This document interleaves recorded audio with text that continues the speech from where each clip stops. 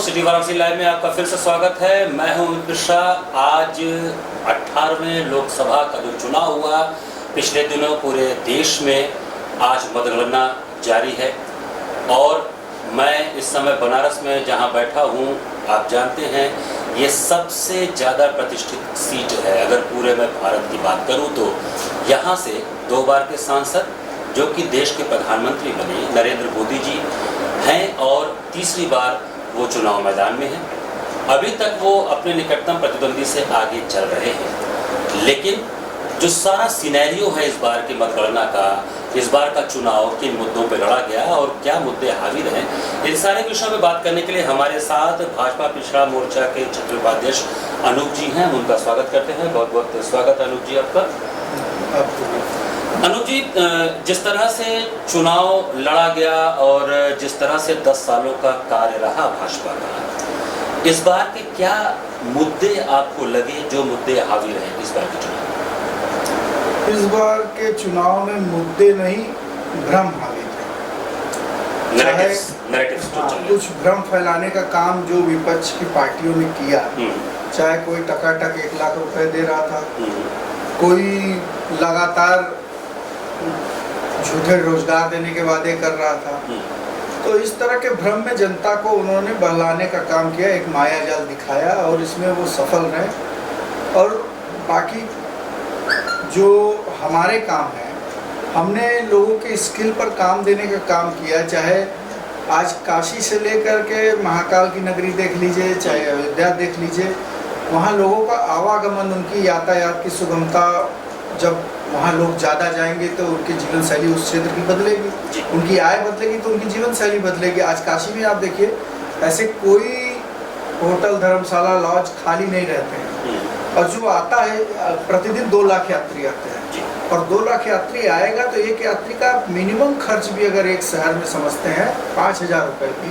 तो 5,000 रुपये में भोजन वाले को, रिक्शा वाले को, ऑटो वाले को, नाव वाले को, पंडित जी जो टीका लगाते हैं उनको भी वो कुछ अपने दान स्वरूप अपने इच्छा अनुसार देता है। तो इस शहर से लेकर के हर जगह जहाँ जो कुछ है, ये माननीय मोदी सरकार ने करने का प्रयास किया और उसको विरासत से जोड़ते हुए प्रयास किया। आप देखते हैं गुजरात में अगर सरदार पटेल की प्रतिमा बनती है तो पूरे विश्व में वो स्टैचू ऑफ लिबर्टी से भी ऊंचा मानक एक रेखांकन करने का काम करते हैं कि दुनिया अगर जानती थी तो स्टैचू ऑफ लिबर्टी को, लेकिन आप आज स्टैचू ऑफ यूनिटी को जानते हैं और वो हमारा अतीत और गौरव भी याद दिलाता है। और उस एक सुदूर क्षेत्र में जहाँ सन्नाटा था कभी, आज वहाँ लोगों के तरीके बदल चुके जीवन यापन के, क्योंकि वहाँ लोगों का आवागमन इतना ज़्यादा होता है और अपनी विरासत से भी जुड़ते हैं कि सरदार पटेल कौन थे, कैसे थे, क्यों थे, किस लिए हम उनको याद करते हैं। तो इन चीज़ों को आज कोई कांग्रेसी सरदार पटेल की प्रतिमा पर नहीं गया। सरदार पटेल हमारे तो थे नहीं, पूरे देश के थे, लेकिन हम जब विरासत से विकास की बात करते हैं तो वो खटाखट 1 लाख की बात करते हैं। हम अनाज देते हैं किसी को तो 80 करोड़ को कोई भेदभाव नहीं करते हैं। हम वैक्सीन देते हैं तो किसी की कोई वैक्सीन से लोग मर रहे हैं। आप अपने आसपास के 1000 लोगों का सर्वे करके बताइए कि कौन सा आदमी वैक्सीन से मरा। कौवा कान ले गया, हम कान देखें कि कौवे को देखें। तो ये जो भ्रम फैलाने का काम किया गया, इसमें विपक्ष कहीं ना कहीं सफल रहा और हम असफल रहे। हम अपनी काम के बल पर लोगों के बीच में गए, हमने उनको बताने का, उनसे निवेदन करने का, उनसे आशीर्वाद मांगने का काम किया। हो सकता है हम समीक्षा करेंगे, कुछ हमारी कमी रही हो, हम आगे उसको सुधारेंगे। जिस तरह के रुझान है, जिस तरह से सीटों की बात करें तो सरकार तो फिर से एनडीए की बनती दिख रही है। 296 सीटों पर रुझान में वो आगे चल रहे हैं, लेकिन जो 400 पार का नारा था कि बार मोदी सरकार 400 पार, क्या वो जो 400 पार का नारा था वो कहीं ओवर कॉन्फिडेंस नहीं था? कहीं से धरातल को देखे बिना ही 400 पार का नारा था और वो कहीं ना कहीं वो नैरेटिव आपके खिलाफ चला गया? नहीं, 400 पार का नारा ओवर कॉन्फिडेंस नहीं था। अगर आप 9th क्लास में 70% पाते हैं जी, तो 10th में आप अपने 80-85 के लिए तैयारी करेंगे जी। कोई 70% के लिए तो नहीं करेंगे कि आगे इम्प्रूव करने का हर आदमी प्रयास करता है। तो हमने भी किया, लेकिन अभी उन्हें उसमें सफलता नहीं मिल पाई। ये समीक्षा का विषय है, हमारी बैठकें होंगी, हम समीक्षा करेंगे हमसे कहाँ कमी रह गई, जनता की सेवा में हम उसको सुधार करके पूरे जनता के दरबार में जाएंगे। क्योंकि कमी छोटी मोटी नहीं है। 370 का दावा भाजपा माननीय गृह मंत्री जी भी कर रहे थे, प्रधानमंत्री जी बोल रहे थे, सारे बड़े नेता बोल रहे थे कि 370 हम पाएंगे भाजपा अकेले। लेकिन अभी वर्तमान में जो चल रहा है, जो रुझान है, वो 246 245 की, यानी कि कम से कम 120 125 सीटों का अंतर।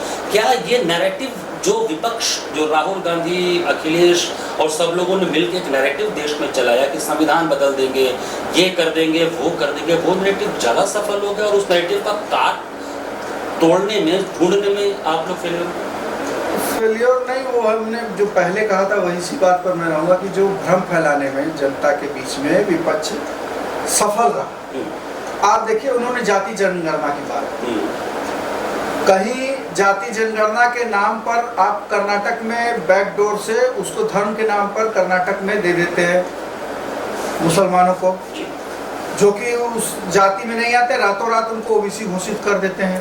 ओबीसी घोषित करने का एक तरीका होता है, कमेटी बनती है, सर्वे होता है, उनका सारा कुछ विश्लेषण होता है। उसके बाद पश्चिम बंगाल में ममता बनर्जी 72 जातियों को शामिल करती है, 72 में से 60 जातियां सिर्फ मुस्लिम। पुलिस की भर्ती होती है, वहाँ 100 के आंकड़े में अगर देखा जाए तो 100 में 80 मुस्लिम भर्ती हुई। तो इस तरह के जो उन्होंने काम किए थे, और एक तरफ वो बैकडोर से पिछड़ों के हक को चुराने का काम कर रहे थे, और दूसरी तरफ से भ्रम फैला के कि जाति जनगणना के रूप में हम पिछड़ों को हक दिलाएंगे। तो ये एक तरह से फांदेबाजी है, धोखेबाजी है। राजस्थान के चुनाव में राहुल गांधी 1-2 दिन उंगली दिखा के 10 दिन में कर्ज माफ, नहीं तो मैं मुख्यमंत्री हटा दूंगा, कोई स्कूटी बांट रहा था, कोई लड़की हूँ लड़ सकती हूँ। कर्नाटक के सभासद के पुत्री का रेप होता है, मर्डर होता है, वहाँ लड़की वो नहीं जाती है, लड़की वो लड़ सकती हूँ, वहाँ उन्हें नहीं दिखाई देता। उनके पार्षद का, उनके नेता के इतनी जघन्य घटना उनकी बेटी के साथ होता है, लेकिन वहाँ कांग्रेस का कोई नेता नहीं रहता। तो ये जो भ्रम डालने का काम, कहीं भाजपा राज्य में कोई घटना या तथाकथित हो गई तो उसको भारतीय जनता पार्टी तुरंत जेल भेजने का काम करती है, और वहाँ एकदम मौन चुप्पी हो जाती है। तो इस तरह के भ्रम के कारण वो सफलता पाए हैं कुछ हद तक, लेकिन आगे हम फिर जनता के बीच में जाएंगे, अपनी बातों को रखेंगे, समझाएंगे, बताएंगे, क्योंकि भारतीय जनता पार्टी के काम करने का जितना काम किया उन्होंने 70 साल के इतिहास में किसी सरकार ने नहीं किया था। चाहे वो एम्स हो, चाहे IIT हो, चाहे MBBS कॉलेज हो, आप देख लीजिए पूरे देश में रोड का जो जाल है, 4 किलोमीटर उनके सरकार में प्रतिदिन बनते थे, हमारे 28 किलोमीटर बने हैं। 70 साल में 70 एयरपोर्ट उन्होंने बनाए थे, हमने 7 साल में 70 एयरपोर्ट बनाए। तो काम का रेशियो, गुणवत्ता, मानक, ये जब आप हर चीज में, वैक्सीन लग रही थी इस देश में, उन्होंने भ्रम फैलाया कि वैक्सीन से नपुंसकता आएगी, लोग गांव में भाग भाग करके पोखरे में कूद जा रहे थे, लेकिन आज तक कहीं कोई दिक्कत हुई किसी को वैक्सीन से? और 0.1% तो आप खांसी की दवा खाएंगे उससे भी कुछ हो सकता है।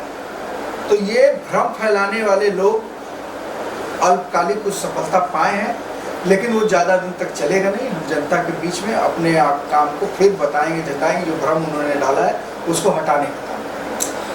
हम प्रधानमंत्री के संसदीय क्षेत्र में हैं, और जिस तरह का दावा चल रहा था कि 10 लाख से ज़्यादा मतों के अंतर से प्रधानमंत्री जीतेंगे, लेकिन ये पूरा ही पूरा उल्टा हो गया है। अगर 2014 का चुनाव देखें, 2019 का चुनाव देखें, ऐसा प्रतीत तो हो रहा था कि रिकॉर्ड मतों से जीतेंगे, लेकिन आज जिस तरह से सामने हमारे पिक्चर है, 1.5 लाख वोटों से वो आगे चल रहे हैं, और सेकंड नंबर पे जो इंडी गठबंधन के प्रत्याशी हैं अजय राय, वो उनके पीछे कुछ। क्या इसकी उम्मीद थी ऐसा कुछ हो सकता है? इसकी उम्मीद बिल्कुल नहीं थी, ये हमारी कल्पना से बाहर था।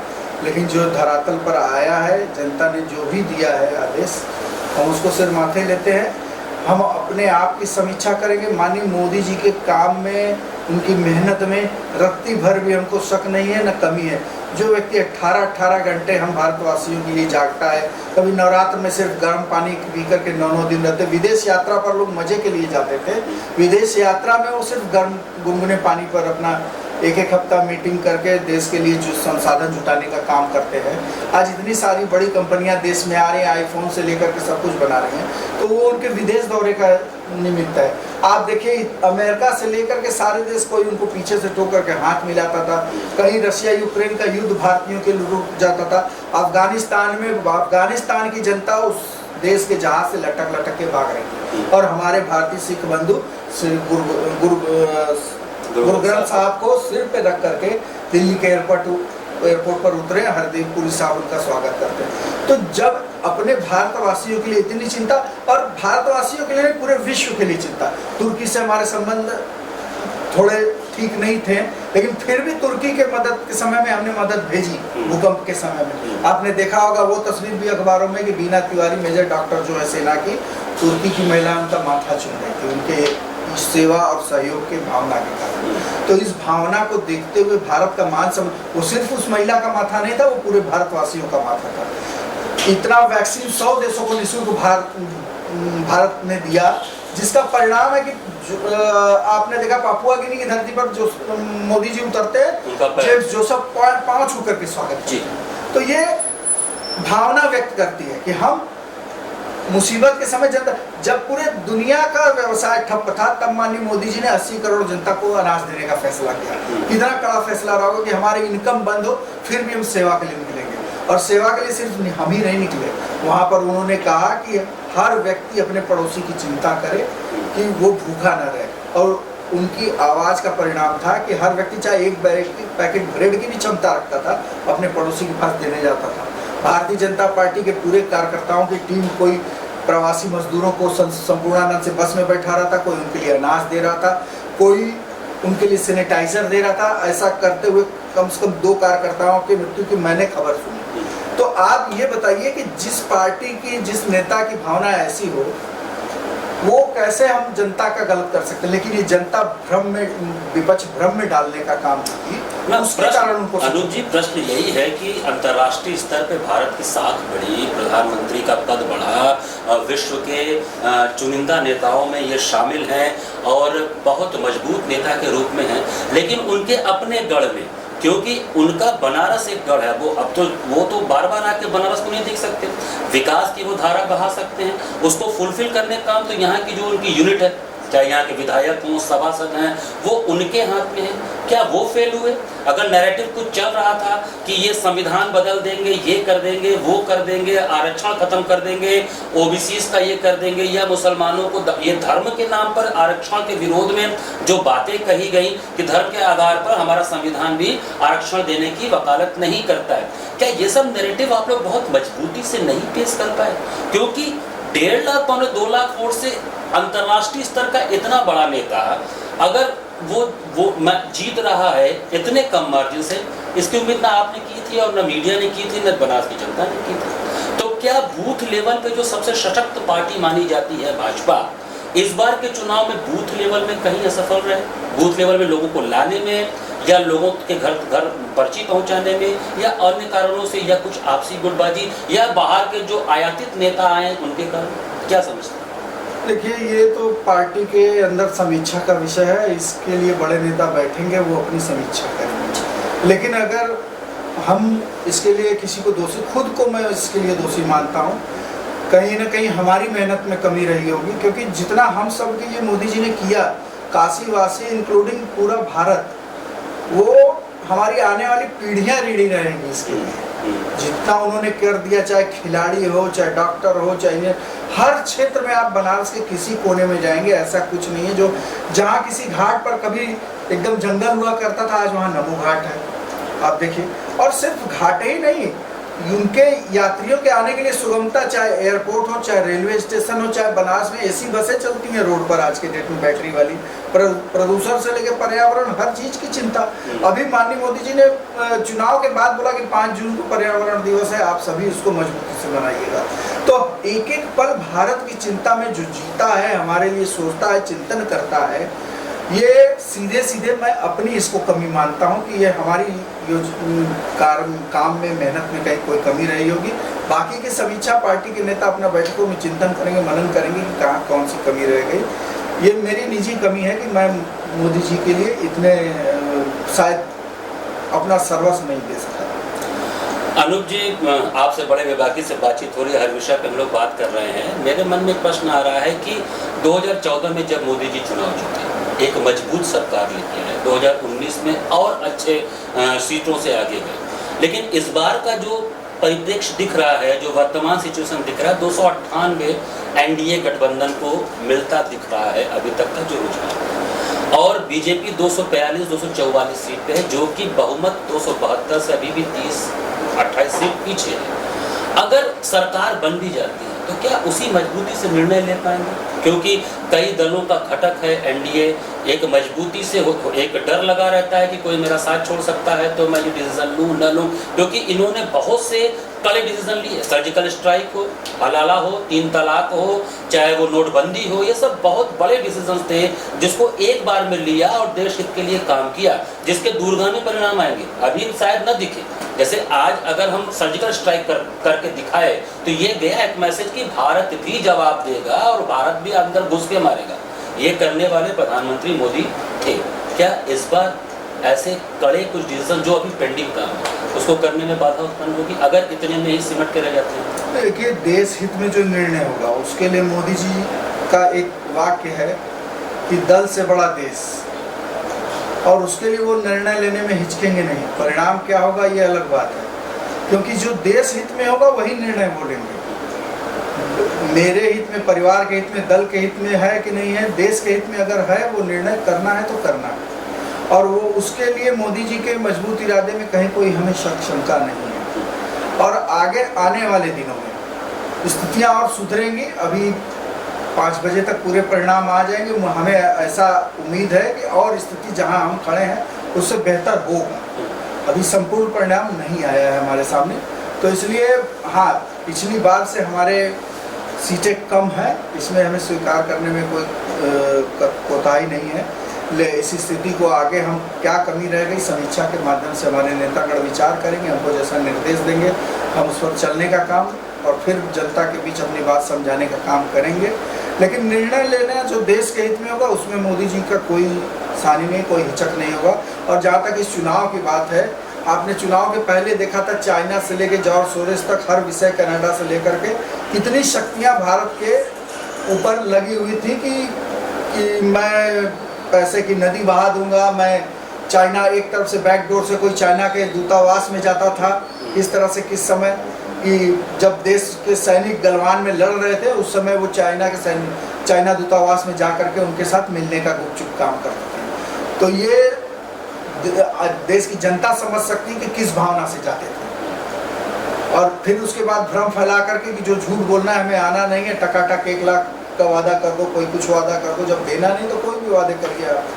मेरी जेब में अगर 10 रुपया नहीं तो मैं आपसे कोई भी वादा कर दो 10 लाख दूंगा, ये आपके ऊपर है कि आप भरोसा करें उस पर। अनुप जी, एक मैं बहुत ऐसा प्रश्न पूछने जा रहा हूँ कि आप लोग चूँकि ज़मीन से जुड़े हुए, अगर हम किसी भी शहर की या किसी राज्य की या देश की बात करें तो सबसे निचले स्तर पर सभासद खड़ा होता है जो ज़मीन में सबसे ज़्यादा जनता के करीब होता है, उसके बाद विधायक होता है या और कैडर के लोग। जैसे आप पिछड़ा मोर्चा को देख रहे हैं बनारस में, क्या ये जो वोटिंग परसेंटेज का चेंजेस हुआ, आपको लगता है क्या कि ये जो यादव वोट है या जो ओबीसी वोट है या जो दलित वोट है, इसका ट्रांसफ़र हुआ है? जो बीजेपी की तरफ आई थी वो वापस सपा और कांग्रेस की तरफ स्विच ओवर कर गई, इसलिए इतना कम मार्जिन देखने को मिल रहा है, ऐसा आपको लगता है? मतलब कुछ अब ये तो बूथ वाइज डिटेल देखने के बाद ये हम इसका अनुमान आकलन कर सकते हैं। लेकिन जहाँ तक पिछड़ा समाज की बात है, चाहे यादव समाज की बात है, चाहे उससे दलित समाज की बात है, माननीय मोदी जी किसी समाज को, जो आप यहाँ तक देखिए कि कौन सा राजनीतिक दल आज की डेट में है जो सामान्य वर्गों को आरक्षण की बात भी कर सकता है, लेकिन माननीय मोदी जी ने 10% का आरक्षण उनको भी दिया, उस सामान्य वर्ग को। तो जो सबके लिए सोचता है, सामान्य वर्ग के लिए आरक्षण करने की बात करने की हिम्मत नहीं कर सकते कोई राजनीतिक दल, उनको आरक्षण देने का काम मोदी जी करते हैं। तो वो ओबीसी को लीट में आरक्षण देते हैं, 28 मंत्री बनाते हैं केंद्र में। हमारे यहाँ प्रदेश अध्यक्ष नरेंद्र कश्यप जी बिना चुनाव लड़े मंत्री बनते हैं, उनको एमएलसी बनाते हैं। तो पिछड़ा समाज चाहे दलित समाज, हर समाज का चिंतन करना, उनको जैसे अगर कोई नीचे है तो उसको हाथ पकड़ करके सहयोग करके ऊपर लाना। हमारे आदिवासी राष्ट्रपति दलित द्रौपदी मुर्मू जी हैं। लोग मुसलमानों से विरोध की बात करते हैं, एपीजे कलाम साहब को किसने राष्ट्रपति बनाया? बिस्मिल्लाह खान साहब को भारत रत्न किसने दिया? तो हम कहाँ से मुस्लिम विरोधी हुए? लेकिन ये भ्रम फैलाना और माया जाल डाल करके उसको 84 में सिखों का नरसंहार करती है कांग्रेस, और उसके बाद एक ऐसे मनमोहन सिंह को प्रधानमंत्री बनाती है। जैल सिंह उस समय राष्ट्रपति थे और राष्ट्रपति भवन की टेलीफोन लाइन पे वो अपने सिख बंधुओं की मदद के लिए एक फ़ोन नहीं कर सकते। तो ऐसा आपको गद्दी पर बैठाना कि जब आप नाका आपके हाथ पैर काट करके मैं आपसे कहूँ आपका मुंह बंद करके कि मुझसे सवाल पूछिए, तो आप कहाँ तक सवाल पूछ सकते हैं? ठीक है अनुज जी, आपसे हमारी चर्चा जारी रहेगी छोटे से ब्रेक के बाद, क्योंकि अभी जो मुख्य मुद्दा जो हम लोगों ने सर्वे किया, हम निकले सड़कों पर गए, लोगों से बात किया, महंगाई और बेरोजगारी, इस मुद्दे पे हम इस ब्रेक के बाद अनूप जी से बात करेंगे। हालांकि अनूप जी से बहुत बेबाकी से बात हो रही है, और सबसे अच्छा चीज जो हमको लग रहा है कि जो बातें हम पूछ रहे हैं उसका बस बहुत ही साफ गोई से जवाब दे रहा है, और जहाँ पे गलती हुई है उसको स्वीकार भी कर रहा है। वुमन ऐसा देखने को नहीं मिलता। तो बहुत ही छोटे से ब्रेक के बाद हम आपके पास फिर से हाजिर होंगे।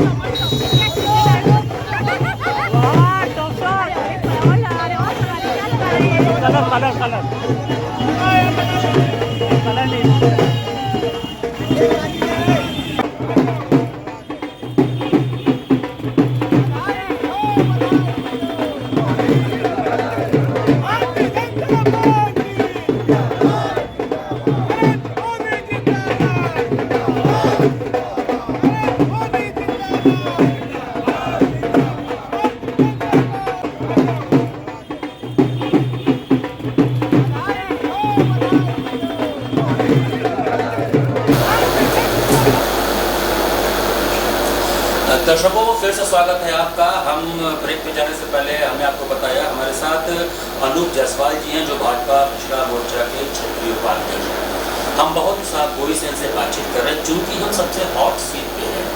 आपने केबीसी में तो हॉट सीट देखा होगा, लेकिन सच में हम उस शहर में यानी पूरा का पूरा शहर ही हॉट है, क्योंकि यहाँ की लड़ाई बड़ी दिलचस्प है। यहाँ भारत के प्रधानमंत्री नरेंद्र मोदी जी का ये संसदीय क्षेत्र है, और अगर हम पूरे अपने देश के भारत देश के चुनावों की श्रृंखला को देखें तो शायद प्रधानमंत्री मोदी जी, जहां तक मुझे उम्मीद है, ये दूसरे या तीसरे प्रधानमंत्री होंगे जो तीसरी बार प्रधानमंत्री बनने की राह पर है। लगातार 2 बार से तो वो थे ही, तीसरी बार प्रधानमंत्री बनने की राह पे हैं। लेकिन पिछले 10 सालों में जिस शक्ति के साथ, जिस मजबूती के साथ जिनको सीटें मिली थी भाजपा और एनडीए गठबंधन को, वो इस बार मिलती नहीं दिख रही है। तो ब्रेक पे जाने से पहले मैंने कहा था कि अनूप जी से मैं ब्रेक के बाद पूछूंगा ये जो महंगाई और बेरोजगारी का मुद्दा, क्या महंगाई और बेरोजगारी के मुद्दे में भी नैरेटिव विपक्ष का काम कर गया?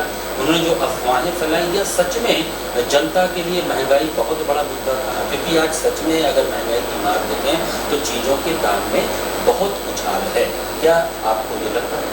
नहीं, देखिए, महंगाई अगर आप कहेंगे, महंगाई का एक आपको रेशियो देखना होगा। अगर हमारा दूध वाला दूध लाता है तो अगर हम उसका सही मूल्यांकन करके उसका कीमत नहीं देंगे, सब्जी वाला सब्जी लाता है, अगर आप आज 30 रुपये किलो टमाटर एक ऐसा उत्पादन है कि आप 15 दिन उसका लाइफ टाइम है। 15 दिन में अगर वो खेत से लेकर गया 1 हफ्ते है, वो लेकर के ठेले तक पहुंचेगा और नहीं ख़त्म होगा तो डिस्ट्रॉय हो जाएगा। और उसी में उसको उत्पादन का किसान को भी वैल्यू सही मिलनी चाहिए। महंगाई आज अगर आप 2014 के रेशियो से आज देखेंगे तो नहीं है। क्यों? आप एक फ़ोन पर 256 रुपये की 1.5 GB डाटे को लेते हैं, और हर व्यक्ति डाटा बंद करके हर समय रखता था कि जब देखना होगा तभी हम चलाएंगे। आज आपके जेब में, हर व्यक्ति के जेब में लगभग 2 सिम कार्ड है और 650 रुपए में आप 2 GB प्रतिदिन यूज करते हैं, महीने का 1.5 GB, प्रतिदिन का 2 GB। हर व्यक्ति के जीवन स्तर को बदलने के लिए हमें थोड़ा, आपकी इनकम बढ़ रही है, आपके आय बढ़ रही है, आप एक चाहे इस शहर में ऑटो चलाने वाले का एक सर्वे करिए, उसकी भी इनकम बढ़ी है। लोग शहर में क्राइम कम हुआ है, आप समाचार जगत से अक्सर देखते रहोगे, यहाँ चेन स्नैचिंग हो रही है, उस घर में चोरी हुई, उस समाचार के रेशियो को देखिए कि आज कहाँ है। इसलिए कि लोगों को रोजगार मिला है, काम मिला है, कोई टोटो चला रहा है, कोई नाव चला रहा है, कोई ऑटो चला रहा है, किसी न किसी काम में लग गया है। और दूसरी चीज, स्किल के माध्यम से लोगों को रोजगार दे रहे हैं। आप अगर बचपन में कोई चीज पढ़े हैं, मान लीजिए कि इतिहास ही पढ़ा, बाबर, हुमायूं, अकबर, आपने कुछ पढ़ा, आपके दैनिक जीवन में तो उसका कोई उपयोग हो नहीं रहा। इसलिए शिक्षा को स्किल की तरफ हम ले जा रहे हैं। रोजगार होगा तो आपको कहीं कोई चीज की, अगर आपके जीवन यापन में आपकी आय ठीक है तो आपको खर्च करने में दिक्कत नहीं आएगी। कुछ चीजें हैं, जैसे आप तेल को मान सकते हैं, पाम ऑयल बाहर से आता है, उसके उत्पादन के लिए मोदी ने दूरगामी सोच के तक कम से कम 5 लाख से ज्यादा पेड़ मंगाए। यहाँ उसका उत्पादन 1-2 साल में उत्पादन अच्छे से होने लगेगा। जब हम किसी चीज पर बाहर पर अपने आयात के निर्भर रहते हैं तो उसकी कीमतें सही माने में हम नहीं निर्धारित कर पाते। लेकिन अब धीरे धीरे उस पर सुधार हो रहा है, हम अपने रुपए की करेंसी में अपना उनसे ट्रेड कर पा रहे हैं। ये हमारी नीति का परिणाम है, विदेश नीति का।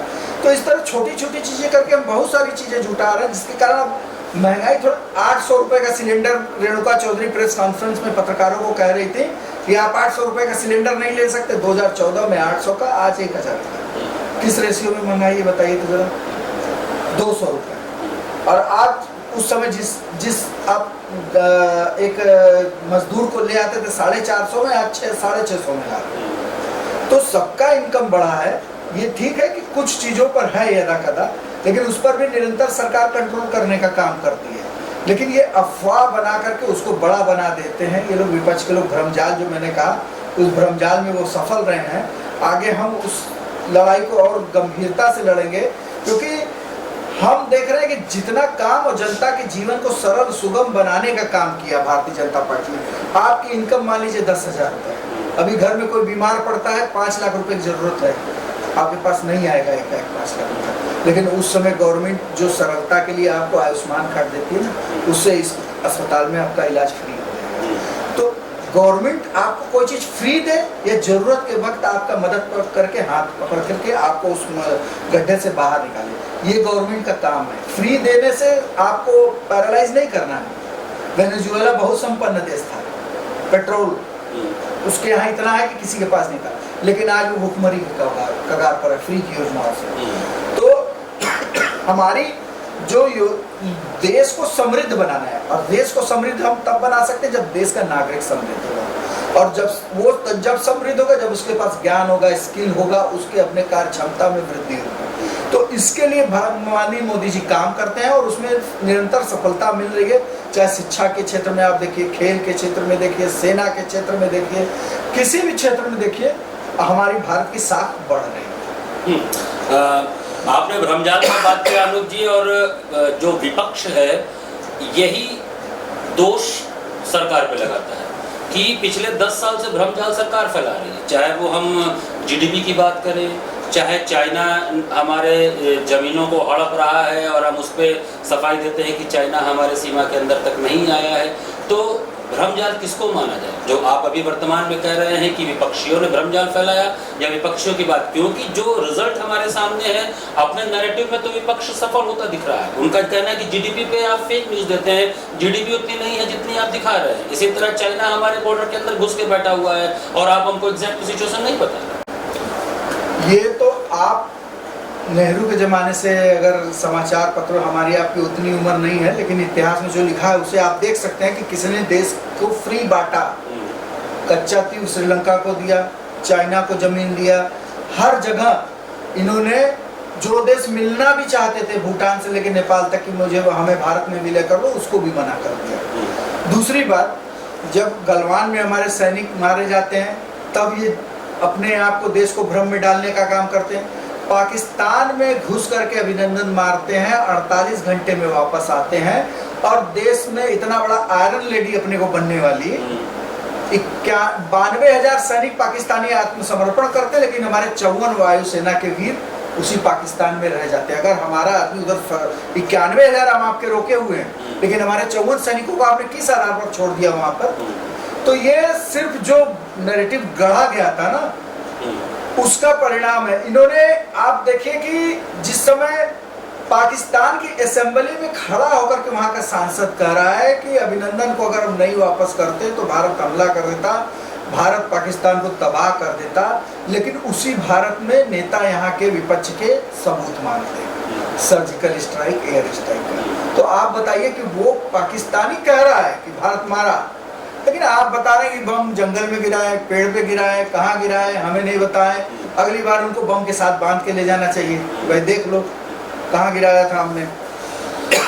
पाकिस्तानी मान सकते हैं, ये विरोधी नेता नहीं मान सकते। हाँ, इस बीच हम देख लें कि अभी लेटेस्ट सिचुएशन क्या है। अगर हम जानना चाहें तो अभी एनडीए को देखा जाए तो 296 ये अभी तक का आंकड़ा दिख रहा है और डिक्लेयर्ड सीट 24 अभी तक जीत चुके हैं, 272 पर लीड कर रहे हैं। यानी कि 300 का आंकड़ा पार होता अभी तक नहीं दिख रहा है और हमारे ख्याल से अभी हमारे पास 1 घंटे का समय और है, 5 बजने वाला है, 6 जब तक भी मतगणना होना है तब तक होगा। क्या उम्मीद लग रहा है, कहाँ तक पहुँच सकते हैं? मैं भविष्य वक्ता तो नहीं हूँ, लेकिन एक अनुमान हमें लगता है 300 से प्लस जाएंगे हम। और लेकिन फिर भी हमारी ये पिछली बार से कमी है। आगे इसको हम जो समीक्षा करने वाले हमारे नेतागण है वो समीक्षा करेंगे, हमसे कहाँ कमी रहेगी, इस कमी को हम अपना खोज करके सुधारेंगे। आगे जनता के बीच फिर अपनी योजनाओं को जताने का काम करेंगे कि हमने कहाँ हमारी कमी रहेगी। हम कार्यकर्ता के रूप में अपनी भी समीक्षा करेंगे कि हमसे क्या कमी रहेगी। फैजाबाद की सीट में पीछे चल रहे हैं, जबकि अयोध्या बगल में है जहाँ भगवान राम के इतने भव्य मंदिर का निर्माण है, वहाँ पे पीछे रहने का क्या कारण, क्या नहीं समझ में आ रहा, मतलब क्या? तो आप अगर अयोध्या अभी घूम के आए, मैं 92 में भी गया हूँ, 84 में भी गया हूँ, उस परिस्थिति को देखा हूँ, और आज की अयोध्या को आप देख लीजिए। ये हम अपना ही दुर्भाग्य मानेंगे कि एक नेता कल्याण सिंह थे, शायद जिनको ढांचा गिराने की सजा मिल गई थी, और आज हम इस मंदिर को बनाने के बाद इस स्थिति में है, तो हम क्या कहें? हाँ नहीं, ऐसा ही 2004 के चुनाव में जब श्राइन इंडिया का दिया था अटल बिहारी वाजपेयी जी ने, तो कहीं से नहीं लग रहा था कि वो चुनाव हार जाएंगे, लेकिन वो भी उस बार का चुनाव हार गए थे। तो ऐसा, खैर ये इत्तेफाक है और ये बहुत बड़ी बात है। अमेठी हाथ से निकल रहा, स्मृति ईरानी जी हार गई, इतनी मजबूत, इतनी कद्दावर नेता। रायबरेली जहाँ पे राहुल जी गए और राहुल जी वहाँ से आगे हैं, वायनाड से आगे हैं, तो क्या जनता के बीच में जो नैरेटिव जो सरकार को बनाना था उसमें सच में बहुत पीछे रहा? क्योंकि अमेठी अगर आप हार रहे हैं और राहुल गांधी रायबरेली जीत रहे हैं, तो ये कहीं ना कहीं अलग सा कुछ दिख रहा है। अब अलग सा मैं यही कहूँगा कि हम भ्रमजाल को तोड़ नहीं पाए, इस भ्रमजाल को हम तोड़ नहीं पाए। ये हमारे लिए चिंता का विषय है, समीक्षा का विषय है। आगे आने वाले दिनों में इस लड़ाई को हम कैसे लड़े, हम इस पर चिंतन मनन करके दोबारा जनता। तो बनारस के जो भी फीडबैक होंगे वो आपने हाई कमान तक पहुंचाएंगे, बताएंगे क्या कमी रह गई, आप लोग स्वयं भी ढूंढेंगे। जैसे आपने बड़े साफगोई से ये स्वीकारा कि मैं नहीं कर पाया, इसीलिए मोदी जी वहां तक नहीं पहुंच पाया, ऐसे और भी लोग होंगे जो अपने ऊपर जिम्मेदारी लेंगे। ये फीडबैक्स भी जाएंगे, जब आपके पास हर बूथ से सारे रिकॉर्ड्स आ जाएंगे तो आप बिल्कुल रिकॉर्ड आ जाएंगे, हम सबको बुलाया जाएगा तो हम अपनी बात जरूर रखेंगे, क्योंकि चिंता का विषय तो है ही, इससे हम इनकार नहीं कर सकते। अच्छा, हमारे इतने काम के बाद अगर हम यहाँ खड़े हैं तो ये हमारे लिए बहुत गंभीर चिंता का विषय है। हाँ, ये वाकई अगर बनारस देखें, अयोध्या देखें, अगर हम विकास की बात करें तो लोगों को दिखता है, अंतर दिखता है। इंटरनेशनल लोग आ रहे हैं, अंतर्राष्ट्रीय पर्यटक यहाँ पे आ रहे हैं और भारत के विभिन्न प्रांतों से लोग आते हैं, तो यहाँ से तारीफ करके जाते हैं। जहाँ गंदगियाँ रहती थी वहाँ चौड़ी सड़कें हैं, आप बाबतपुर एयरपोर्ट से उतरते हैं, डायरेक्ट आते हैं, काशी विश्वनाथ धाम का दर्शन करते हैं, पूरे शहर में घूमते हैं, आपको वो ट्रैफिक नहीं दिखती जो पहले दिखा करती थी। इतने के बावजूद भी अगर स्ट्रगलिंग से जीता जाए तो कहने की सच में बहुत सोचनीय विषय है। ये मैं इससे इनकार नहीं कर सकता। हमारे लिए चिंता का विषय, समीक्षा का विषय तो है। अच्छा, क्या आप एक चीज़ और मानते हैं कि जो और पार्टियों के नेता भाजपा में आए वो भी कारण हो सकते हैं इस तरह की सिचुएशंस का? जो पहले से भाजपा में लोग थे, कार्यकर्ता थे, उनकी कुछ नाराजगी रही हो? अब ये तो पार्टी का शीर्ष नेतृत्व तो इसके बारे में विचार करेगा, लेकिन अटल जी का एक सूत्र वाक्य था कि हमारे पास 100 नए लोग आ जाएं लेकिन अपना एक पुराना साथी पीछे नहीं छूटना चाहिए। तो कहीं उस सूत्र से भटक तो नहीं गई भाजपा? नहीं, भटकी तो नहीं है, लेकिन उस पर फिर से ज़्यादा गंभीरता से चिंतन करने की आवश्यकता है। चलिए, बहुत बहुत धन्यवाद अनूप जी। तो दर्शकों, ये अनूप जी हमारे साथ भाजपा दिशा मोर्चा के क्षेत्रीय उपाध्यक्ष, जिन्होंने बहुत ही सफाई से हमारे सारे प्रश्नों का उत्तर दिया। हमने सब विषय पे इनसे बात किया। हालांकि मतगणना अभी चल रहा है, उम्मीद इनको भी है कि 300 के ऊपर सीट आ जाएगी, लेकिन वो बहुमत, उस तरह का प्रचंड बहुमत जिससे 2014, 2015 में और 2019 में एनडीए की सरकार आई थी, वो बहुमत नहीं दिख रहा है। लेकिन फिर भी तीसरी बार प्रधानमंत्री नरेंद्र मोदी बनारस की सीट अगर जीत जाते हैं तो वो देश के तीसरी बार लगातार प्रधानमंत्री बनने वाले एक ऐतिहासिक क्षण हो जाएगा कि जब कोई तीसरी बार फिर से प्रधानमंत्री बन रहा है लगातार अपने 3 कार्यकाल में। तो हमारा ये सजीव प्रसारण लगातार जारी रहेगा। अनूप जी का बहुत बहुत धन्यवाद, और हम थोड़ी देर में आपको मिलेंगे एक छोटे से ब्रेक के लिए।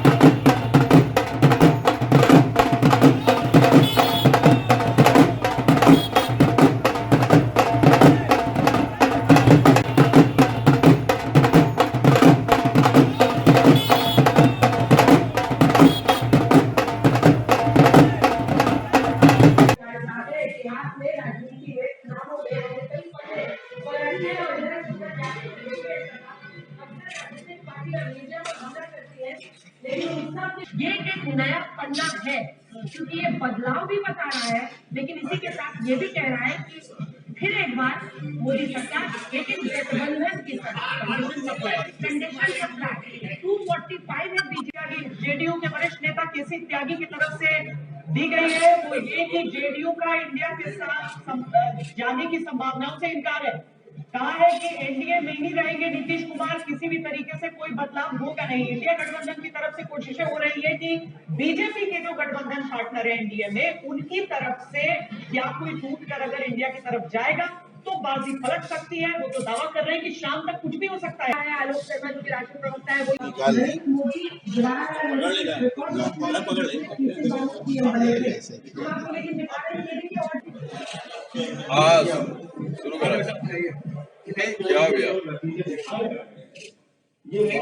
थोड़ा सा आप लोग हाथ ऊपर उठाइए, पीछे वाले।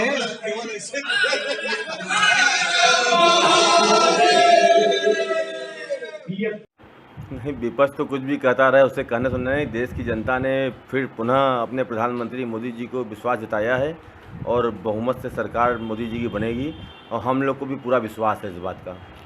क्या लगता है विकास को लेकर या किस मुद्दे को लेकर इस बार जो लोग हैं ज़्यादा? मुद्दा देखिए, 370 राम मंदिर का मुद्दा ही छाया हुआ है। विकास तो सब देखे रहे हैं, इंफ्रास्ट्रक्चर और बाकी चीज़ें सब हो रही हैं काम।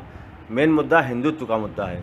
उसी मुद्दे पे ही जनता ने वोट किया है और ये मुद्दा आगे भी काम करेगा भाजपा के लिए, और लगातार लोग मोदी जी जब तक रहेंगे हिंदुत्व के मुद्दे पे जनता देश के साथ, उनको हिंदू लोग सब साथ देंगे उनका।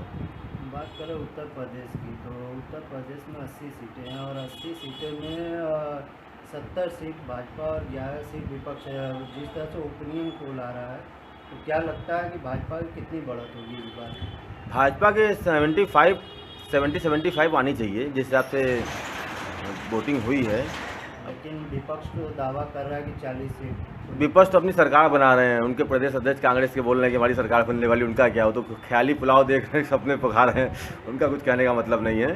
पुनः अपने मोदी जी की सरकार बन रही है केंद्र में, और मैं उनको एडवांस में उनको बधाई देता हूँ मोदी जी को कि अपना बढ़िया काम करें और आगे देश संभालें। बात करें वाराणसी सीट की, तो ये सबसे हॉट सीट है, इस समय हार्डवेयर भी चल रहा है, तो क्या लगता है कि 10 लाख के पार? और नहीं, ऐसी वोटिंग नहीं हो पाई इसलिए 10 लाख के पार, क्योंकि हमारी देश बनारस की जनता इतनी जागरूक नहीं हो पाई जितना बहुत प्रयास किया गया। हम लोगों ने बहुत अभियान चलाया, मतदाता जागरूकता अभियान, मगर फिर भी अच्छे मार्जिन से जीतेंगे। 10 लाख के मार्जिन होने का सवाल इसलिए वोटिंग इतनी अधिक नहीं हो पाई, इसलिए ये कहना गलत होगा कि 10 लाख की मार्जिन से जीतेंगे वो। तो आप एक व्यापारी भी हैं, तो व्यापारी के तरीके से क्या कहना चाहेंगे और काशी की जनता को, जिस तरह से लोगों ने मतदान किया है और सरकार भी बनने जा रही है, और आगे किस तरह का 5 साल रहेगा?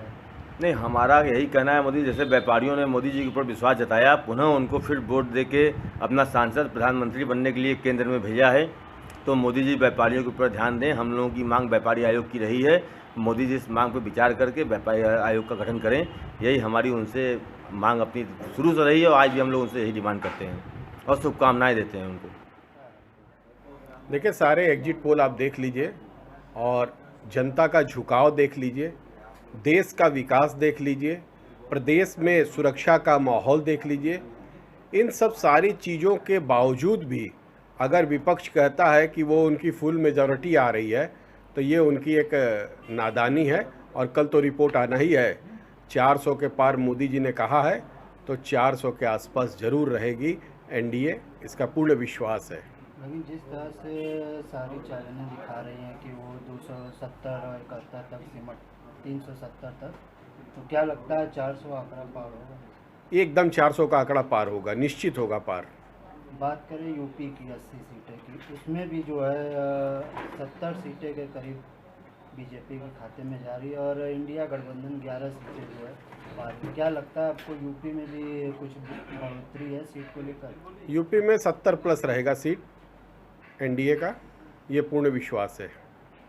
बात करें बनारस की, तो काशी के सांसद भी हैं और प्रधानमंत्री भी हैं, तो तीसरी बार मैदान में हैं, और अजय राय भी हैं।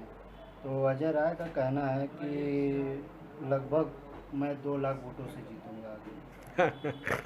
आज उनका ठीक है, बहुत अच्छी है उनके अपने विचार, और उनको जो उनकी विचार उनके पास आए हैं और जो उनका अपने ख्वाब हैं वो उन्होंने व्यक्त किया है। हम ये जानते हैं कि जिस प्रकार का सुरक्षा का माहौल, जिस प्रकार का विकास हर एक चहुमुखी क्षेत्र में मिला है, उसको देखते हुए जनता हर बार से सबसे ज़्यादा मतों से विजयी बनाएगी प्रधानमंत्री जी को यहाँ। और यहाँ के काशी वासी तो एक विशेष है ही, क्योंकि यहाँ पे हम जिस सांसद को चुनते हैं, सौभाग्य हमारा है कि वो इस देश के प्रधानमंत्री बनते हैं, और वैसे प्रधानमंत्री जो इस देश को विश्व गुरु बनाने की ओर अग्रसर हैं। बात करें इस समय मोदी जी जो है तपस्या कर रहे हैं और बड़ी मेहनत भी कर रहे हैं, क्या लगता है कि 10 लाख के पार अधिक से अधिक मतों से विजयी होंगे? उनकी तपस्या का असर पूरे भारत ने देखा कि उनके तपस्या से वाटर लेवल बढ़ गया, उनकी तपस्या से मौसम में कितनी तरावट आ गई, और लोग बिना कष्ट के जाकर के पोलिंग किए हैं, और ये ईश्वर की बड़ी अनुकंपा है उनके ऊपर। और वो देवतुल्य हैं हमारे प्रधानमंत्री जी, जो हर एक क्षेत्रों में देखते हैं कि कहाँ पे कमी है, उसको पूर्ण कराना है और उससे देश को आगे प्रगति की राह पे लाना है।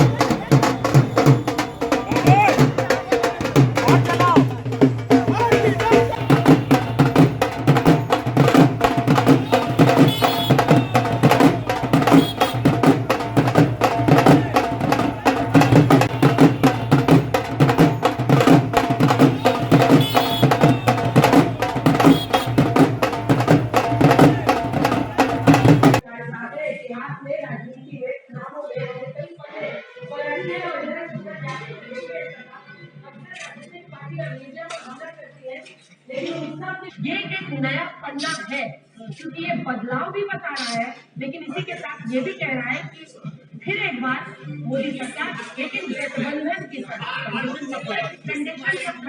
245 है बीजेपी जेडीयू के वरिष्ठ नेता केसी त्यागी की तरफ से दी गई है। वो ये कि जेडीयू का इंडिया के साथ जाने की संभावनाओं से इनकार है।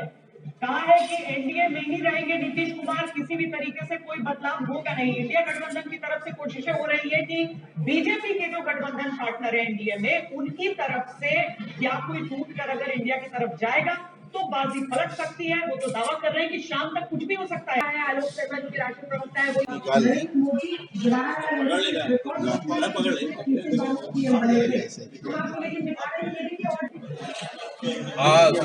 शुरू करो क्या भैया। थोड़ा सा आप लोग हाथ ऊपर उठाइए पीछे वाले।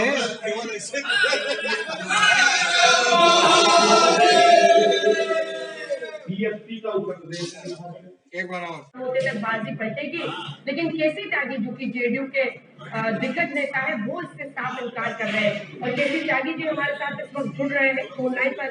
देखिए हमारी सरकार बन जाएगी और ये तभी मुमकिन है जब आप जो कि 15-16 सीटों पर लीड कर रहे हैं वो अगर उधर चले जाए या चंद्रबाबू नायडू उधर चले जाए। चंद्रबाबू नायडू से तो पीएम मिले हैं, नीतीश बाबू से कल मिले थे। आप अपनी तरफ से क्या करेंगे? अंजना जी, मैं पहले भी आपके चैनल पे कहता हूँ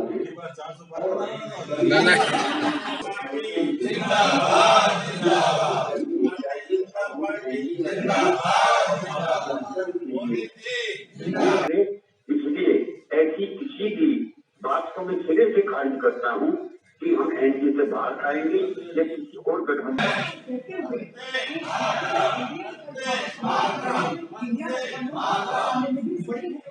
कुमार की वैसी और बहुत बड़ा झटका उनके लिए था इंडिया गठबंधन के लिए। दिल्ली पहुंचा बिहार के अंदर क्या फैक्टर आप लोगों के लिए काम किया है? नीतीश कुमार का काम किया है। मोदी सरकार अब की बार 2010 मेरी विधानसभा के जब चुनाव हुए थे 242 के किसान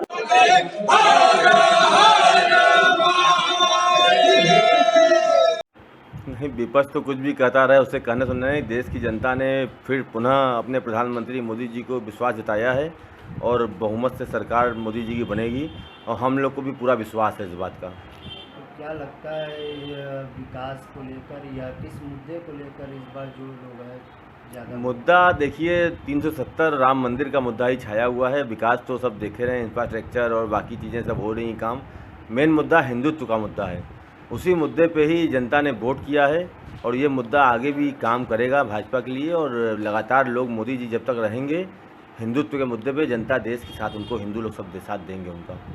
बात करें उत्तर प्रदेश की तो उत्तर प्रदेश में 80 सीटें हैं और 80 सीटें में 70 सीट भाजपा और 11 सीट विपक्ष है। जिस तरह से ओपिनियन पोल आ रहा है तो क्या लगता है कि भाजपा की कितनी बढ़त होगी इस बार?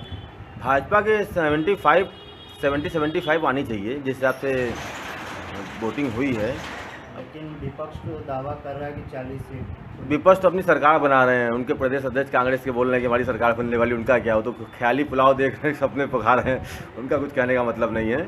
पुनः अपने मोदी जी की सरकार बन रही है केंद्र में और मैं उनको एडवांस में उनको बधाई देता हूँ मोदी जी को कि अपना बढ़िया काम करें और आगे देश संभालें। बात करें वाराणसी सीट की तो ये सबसे हॉट सीट है, इस समय हार्डवेयर भी चल रहा है। तो क्या लगता है कि 10 लाख के पार? और नहीं, ऐसी वोटिंग नहीं हो पाई इसलिए 10 लाख के पार, क्योंकि हमारी देश बनारस की जनता इतनी जागरूक नहीं हो पाई जितना बहुत प्रयास किया गया। हम लोगों ने बहुत अभियान चलाया, मतदाता जागरूकता अभियान, मगर फिर भी अच्छे मार्जिन से जीतेंगे। 10 लाख के मार्जिन होने का सवाल इसलिए वोटिंग इतनी अधिक नहीं हो पाई, इसलिए ये कहना गलत होगा कि 10 लाख की मार्जिन से जीतेंगे वो। तो आप एक व्यापारी भी हैं, तो व्यापारी के तरीके से क्या कहना चाहेंगे और काशी की जनता को जिस तरह से लोगों ने मतदान किया है और सरकार भी बनने जा रही है और आगे किस तरह का 5 साल रहेगा? नहीं, हमारा यही कहना है मोदी जैसे व्यापारियों ने मोदी जी के ऊपर विश्वास जताया, पुनः उनको फिर वोट देके अपना सांसद प्रधानमंत्री बनने के लिए केंद्र में भेजा है, तो मोदी जी व्यापारियों के ऊपर ध्यान दें। हम लोगों की मांग व्यापारी आयोग की रही है, मोदी जी इस मांग पर विचार करके व्यापारी आयोग का गठन करें। यही हमारी उनसे मांग अपनी शुरू से रही है और आज भी हम लोग उनसे यही डिमांड करते हैं और शुभकामनाएँ देते हैं उनको। देखिए, सारे एग्जिट पोल आप देख लीजिए, देश का विकास देख लीजिए, प्रदेश में सुरक्षा का माहौल देख लीजिए। इन सब सारी चीज़ों के बावजूद भी अगर विपक्ष कहता है कि वो उनकी फुल मेजॉरिटी आ रही है तो ये उनकी एक नादानी है। और कल तो रिपोर्ट आना ही है, 400 के पार मोदी जी ने कहा है, तो 400 के आसपास ज़रूर रहेगी एनडीए, इसका पूर्ण विश्वास है। लेकिन जिस तरह से सारी चैनलें दिखा रही हैं कि वो 270 और 71 तक सिमट 370 तक, तो क्या लगता है 400 आंकड़ा पार होगा? एकदम 400 का आंकड़ा पार होगा, निश्चित होगा पार। बात करें यूपी की 80 सीटें की, उसमें भी जो है 70 सीटें के करीब बीजेपी के खाते में जा रही है और इंडिया गठबंधन 11 सीटें जो है पार। क्या लगता है आपको यूपी में भी कुछ बढ़ोतरी है सीट को लेकर? यूपी में 70 प्लस रहेगा सीट एनडीए का, ये पूर्ण विश्वास है। बात करें बनारस की तो काशी के सांसद भी हैं और प्रधानमंत्री भी हैं, तो तीसरी बार मैदान में हैं और अजय राय भी हैं। तो अजय राय का कहना है कि लगभग मैं 2 लाख वोटों से जीतूंगा आगे। आज उनका ठीक है, बहुत अच्छी है उनके अपने विचार और उनको जो उनकी विचार उनके पास आए हैं और जो उनका अपने ख्वाब हैं वो उन्होंने व्यक्त किया है। हम ये जानते हैं कि जिस प्रकार का सुरक्षा का माहौल, जिस प्रकार का विकास हर एक चहुमुखी क्षेत्र में मिला है, उसको देखते हुए जनता हर बार से सबसे ज़्यादा मतों से विजयी बनाएगी प्रधानमंत्री जी को यहाँ। और यहाँ के काशी वासी तो एक विशेष है ही, क्योंकि यहाँ पे हम जिस सांसद को चुनते हैं सौभाग्य हमारा है कि वो इस देश के प्रधानमंत्री बनते हैं और वैसे प्रधानमंत्री जो इस देश को विश्व गुरु बनाने की ओर अग्रसर हैं। बात करें इस समय मोदी जी जो है तपस्या कर रहे हैं और बड़ी मेहनत भी कर रहे हैं, क्या लगता है कि 10 लाख के पार अधिक से अधिक मतों से विजयी होंगे, उनकी तपस्या का असर पूरे भारत ने देखा कि उनके तपस्या से वाटर लेवल बढ़ गया, उनकी तपस्या से मौसम में थोड़ी तरावट आ गई और लोग बिना कष्ट के जाकर के पूजन किए हैं। और ये ईश्वर की बड़ी अनुकंपा है उनके ऊपर। वो देव पुण्य है हमारे प्रधानमंत्री, जो हर एक क्षेत्रों में देखते हैं कि कहाँ पे कमी है, उसको दूर कराना है। और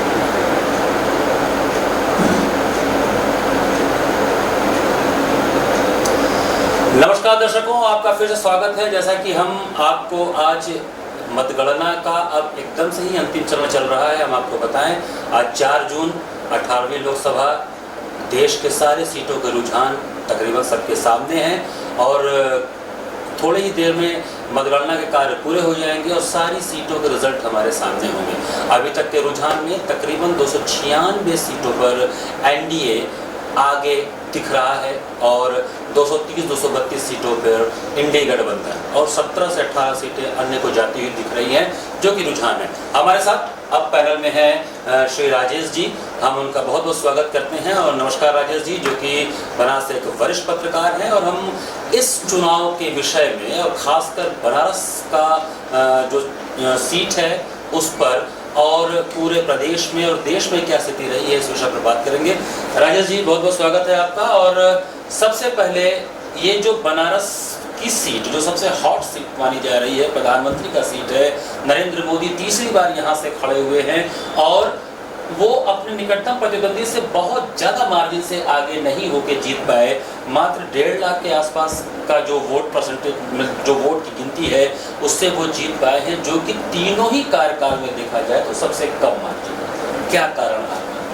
देखिए, बनारस का चुनाव जो है यह परिणाम अप्रत्याशित कहा जाएगा जी, क्योंकि इतने कम मार्जिन से जीतना और अजय राय जो इनके मुख्य प्रतिद्वंदी हैं, इनका इतना ज़्यादा वोट पाना, करीब 4.5 लाख वोट पाए हैं जी।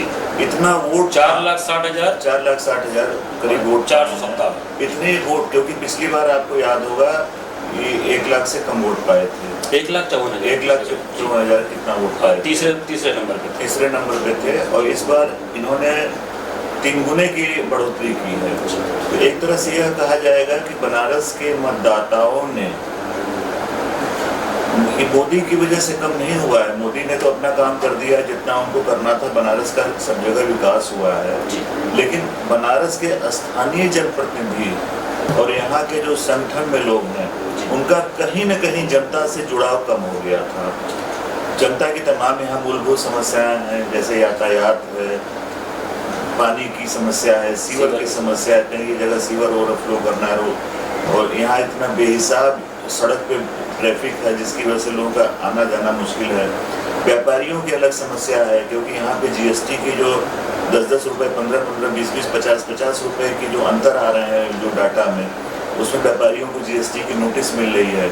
इसके अलावा जो बनारस के मुख्य बाजार थे, जो पुराने बाजार थे, जैसे बुदौलिया, बांस फाटक, मदनपुरा, ठठेरी बाजार, चौक, मैदागिन और इनसे जो लगे हुए साथ के गलियाँ, उनके बाजार थे, वहाँ पे व्यापार बहुत प्रभावित हुआ है यातायात की वजह से, क्योंकि आए दिन किसी न किसी वीआईपी मूवमेंट की वजह से या त्यौहार की वजह से यातायात रोक दिया जाता है।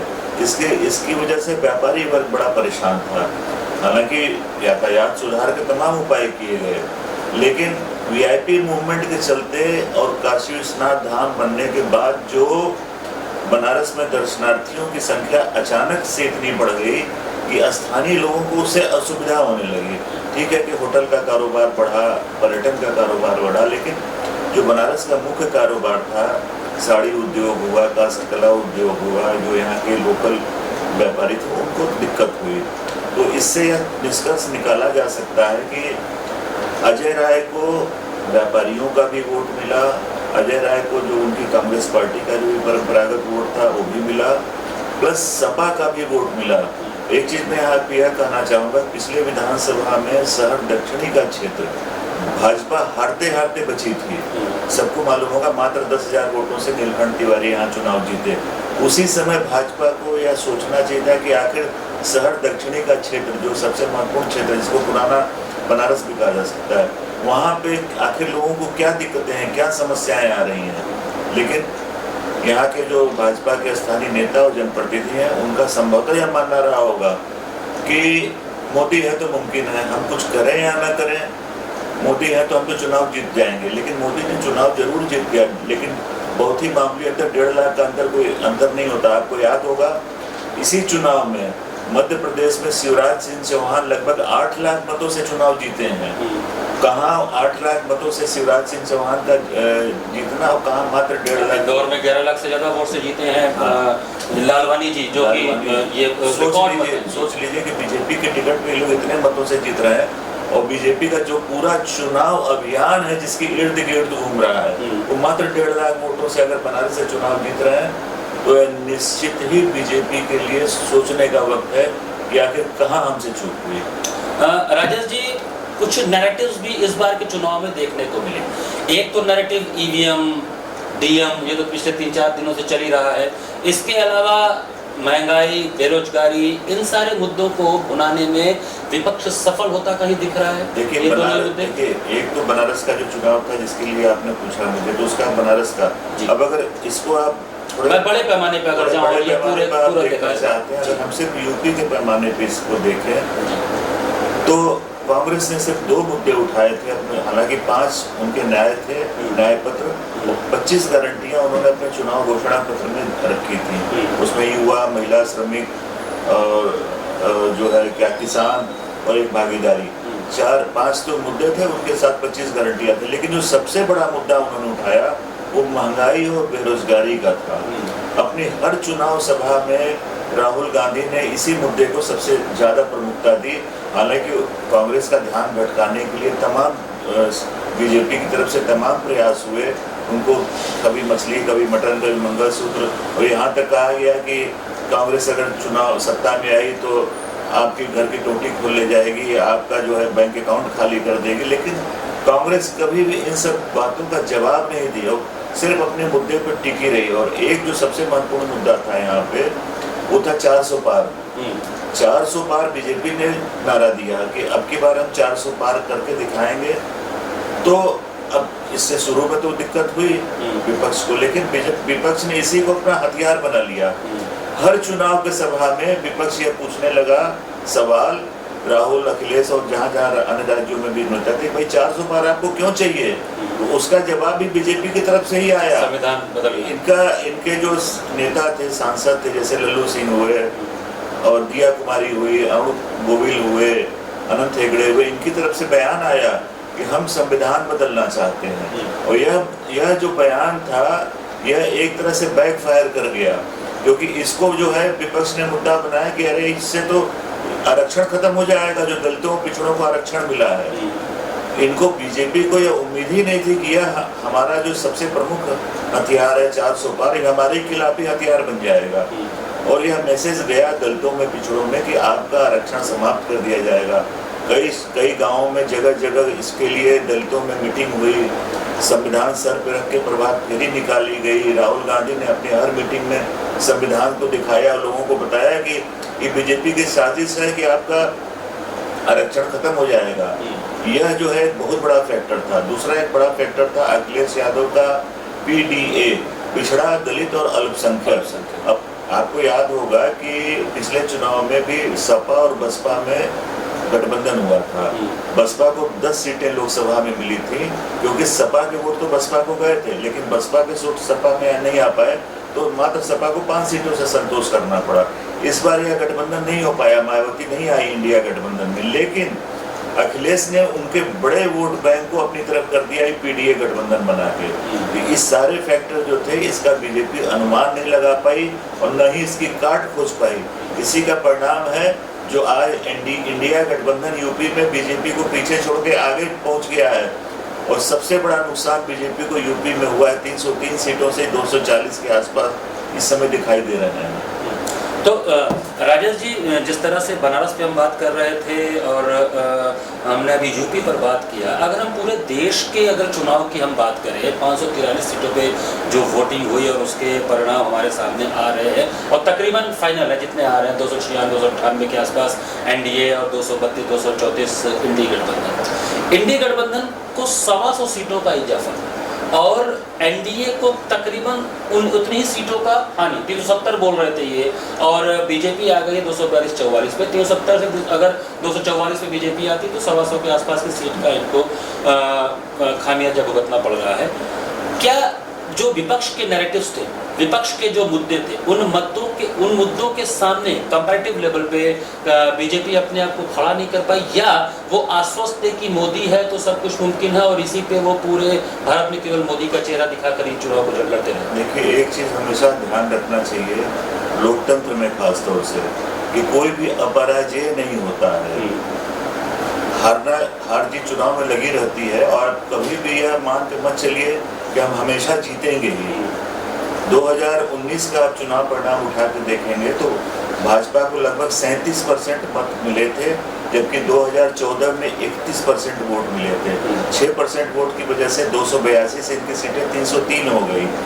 अब इनका लक्ष्य था 400 पार, लेकिन आपको 400 पार क्यों चाहिए ये आपको बताना चाहिए था। प्लस 400 पार, इस देखिए 2014 का चुनाव था, आप गुजरात मॉडल पे लड़े और प्लस कांग्रेस का जो उस समय कांग्रेस के खिलाफ एक नैरेटिव बना था कि भ्रष्टाचार है, भ्रष्ट है, अन्ना आंदोलन था, उस समय सारी चीजें चल रही थी, उसके बल पे आप सत्ता में आए। उसके बाद 2019 का चुनाव आया, 2019 में भी आपकी स्थिति ठीक नहीं थी, लेकिन उसी समय पुलवामा अटैक हो गया और बालाकोट हो गया, जिससे सारा चुनाव परिणाम ही बदल गया और आपको लगा कि नहीं, हाँ यह चुनाव बालाकोट और पुलवामा पे नहीं हुआ, ये हमारी नीतियों की वजह से हुआ।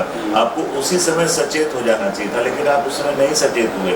अब 2024 आया, 2024 में जो सबसे बड़ा बदलाव हुआ कि एक इंडिया गठबंधन बना।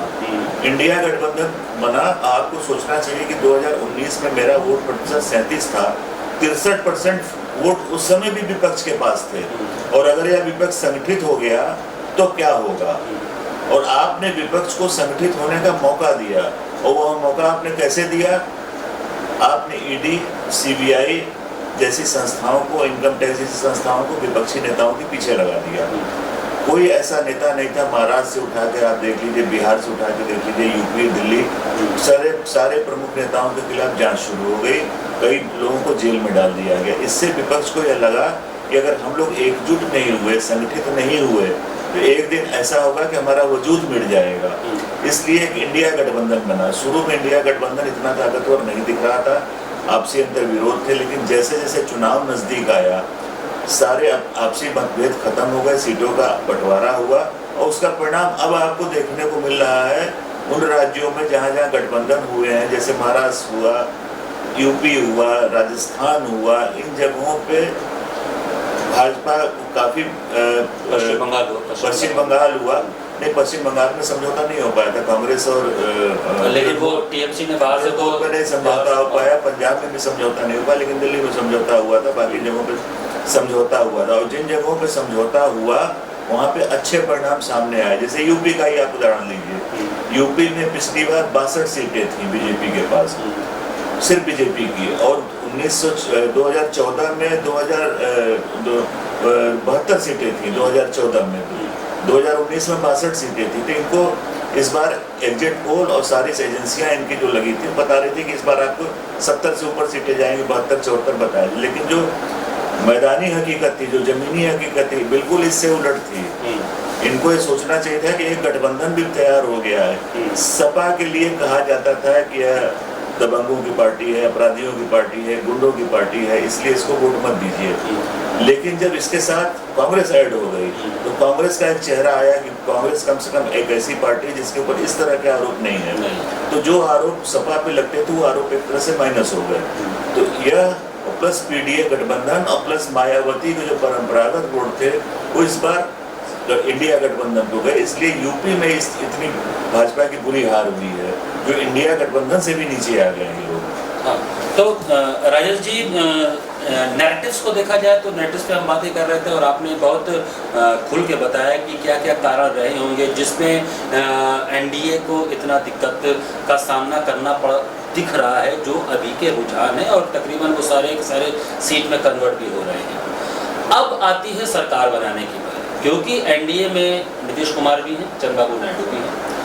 क्या ऐसा कुछ संभावना आपको, कुछ एनालिसिस, कुछ ऐसा विश्लेषण लग रहा है कि ये दोनों ऐसी कमजोर कड़ी हैं एनडीए की जो कि इंडी की तरफ जा सकते हैं, जैसा कि कुछ विश्व सूत्रों से पता चल रहा है, और सरकार इंडी की भी बन सकती है, इंडी गठबंधन की, ऐसा कुछ? देखिए, मुझे जो अभी तक जो चुनाव परिणाम आए हैं जी, उसके आधार पे लग रहा है कि सरकार तो एनडीए की ही बनेगी, लेकिन हो सकता है कि मोदी प्रधानमंत्री न बने, इसलिए कि भाजपा की सीटें इस गठबंधन में मात्र 240 हैं और सरकार बनाने के लिए 272 सीटों का आंकड़ा आपको छूना जरूरी है।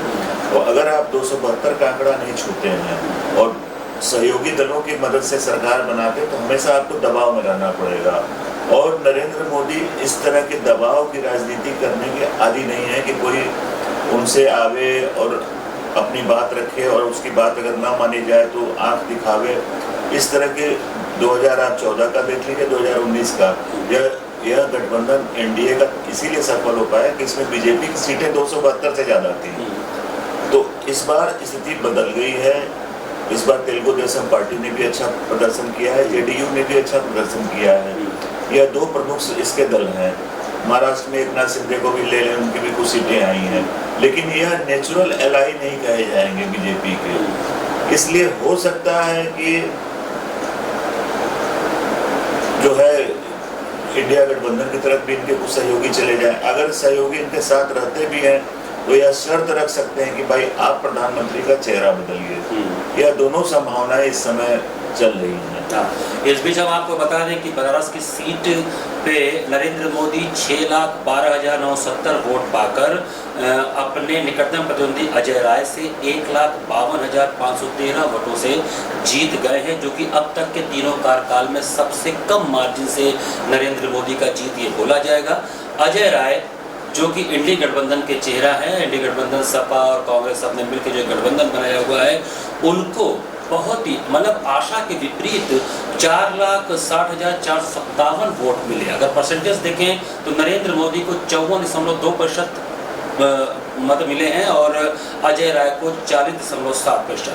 तीसरे जो कंटेस्टेंट थे अतहर जमालदारी, जो कि बहुत खास कुछ नहीं कर पाए, लेकिन फिर भी उन्होंने 33,766 मत पाए और वो कुल परसेंटेज उनका रहा 2.9%। तो देखा जाए तो कहीं ना कहीं एनडीए की सरकार बनने की राह में जो सीटें सामने दिख रही हैं उसमें बीजेपी जो 272 का जादुई आंकड़ा है, अकेले बीजेपी 272 तक नहीं पहुंचते दिख रही है। जैसा कि राजेश जी भी बता रहे थे कि प्रधानमंत्री नरेंद्र मोदी जिस कलेवर के नेता हैं वो प्रेशर की राजनीति नहीं कर सकते। वो मतलब अगर उनको कोई प्रेशर में करे कि आपको हमारी बात माननी है तो वो उस तरह की राजनीति करके नहीं आए हैं और न उस चीज़ को कभी स्वीकार करेंगे। अभी तक का जो आंकड़ा हमारे पास हम आपको बता दें, कुल 292 सीटों पर एनडीए दिख रही है। अभी तक 42 सीट वो जीत चुके हैं, 250 पर उनकी बढ़त बनी हुई है। इंडी 193 सीटों पर आगे हो, 12 सीट वो जीत चुकी है। इसके अलावा तृणमूल कांग्रेस 29 सीट पर आगे है और अभी तक जीत उनका किसी सीट पर नहीं दिख रहा है और अन्य 15 सीटों पर आगे हैं, 2 वो जीत चुके हैं। तो कुल ये जो आंकड़े आ रहे हैं 292, 205, 29 और 17 के। जहाँ तक उत्तर प्रदेश की बात करें तो उत्तर प्रदेश में जहाँ पर एनडीए को ज़्यादा उम्मीद थी कि 70 के आसपास पहुँचेंगे, अब एक बार समय तो 80 में 80 की बात हो रही थी। दोनों ही पक्ष, अगर हम बात करें इंडी गठबंधन की और एनडीए की, दोनों ही अपने आप को 80 में 80 पाने की बात कर रहे थे। अखिलेश साहब एक तरफ कह रहे थे कि हमको 80 में 80 जीतेंगे, 79 में तो कोई दाग ही नहीं है। एक सीट बनारस वाली जो कि फंसी हुई है। सेम इधर एनडीए के लोगों का भी, खासकर भाजपा का भी कहना था। लेकिन जो परिणाम हमारे सामने आए हैं, सबसे बड़ी पार्टी के रूप में अगर आप देखें तो इंडी गठबंधन उत्तर प्रदेश में बहुत अच्छा की है और जो एनडीए है वो पीछे दिख रही है।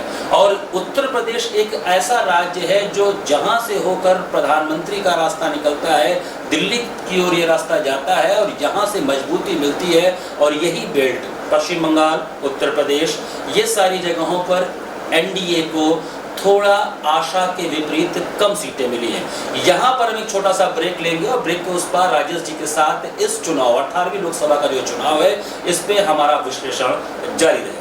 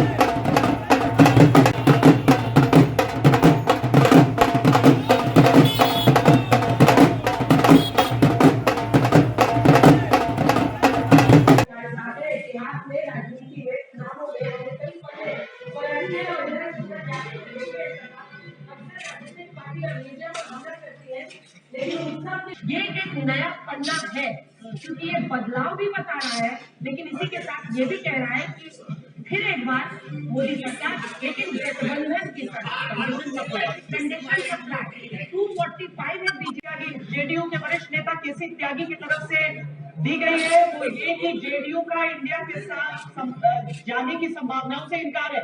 कहा है कि एनडीए में ही रहेंगे नीतीश कुमार, किसी भी तरीके से कोई बदलाव होगा नहीं। इंडिया गठबंधन की तरफ से कोशिशें हो रही है कि बीजेपी के जो गठबंधन पार्टनर है एनडीए में, उनकी तरफ से या कोई टूट कर अगर इंडिया की तरफ जाएगा तो बाजी पलट सकती है। वो तो दावा कर रहे हैं कि शाम तक कुछ भी हो सकता है। आलोक शर्मा जो कि राष्ट्रीय प्रवक्ता है, वो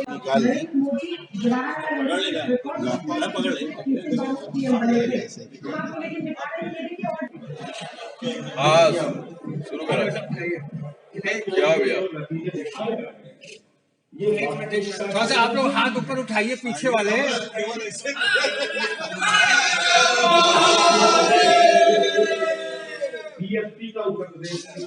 एक बार और होते तक बाजी पलटेगी, लेकिन केसी त्यागी जो कि जेडीयू के दिग्गज नेता है वो इससे साफ इनकार कर रहे हैं। और केसी त्यागी जी हमारे साथ इस वक्त जुड़ रहे हैं फोन लाइन पर। देखिए हमारी सरकार बन जाएगी और ये तभी मुमकिन है जब आप जो कि 15-16 सीटों पर लीड कर रहे हैं वो अगर उधर चले जाए या चंद्रबाबू नायडू उधर चले जाए। चंद्रबाबू नायडू से तो पीएम मिले हैं, नीतीश बाबू से कल मिले थे। आप अपनी तरफ से क्या करेंगे? अंजना जी, मैं पहले भी आपके चैनल पे कहता हूँ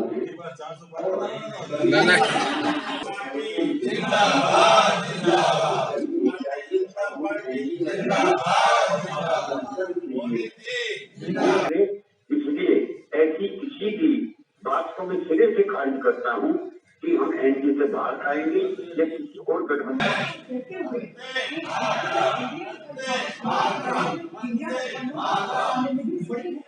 कुमार की रही थी और बहुत बड़ा झटका उनके लिए था इंडिया गठबंधन के लिए। तो दिल्ली बिहार के अंदर क्या फैक्टर आप लोगों के लिए काम किया है? नीतीश कुमार का फैक्टर काम किया है मोदी सरकार अब की बात 2010 में विधानसभा के जब चुनाव हुए थे 242 के किसान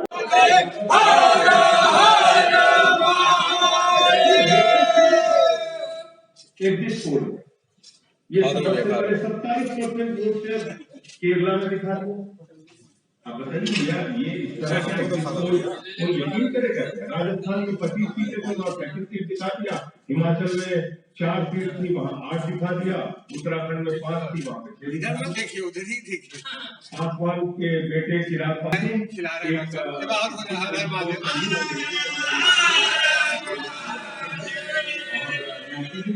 की अंतिम नतीजे आने तक इंडिया गठबंधन के पक्ष में नंबर आएंगे। अभी जो जानकारी है 302 वेरी गुड। अगर यही आंकड़े 2014 में होते तो आप कहती है देर है।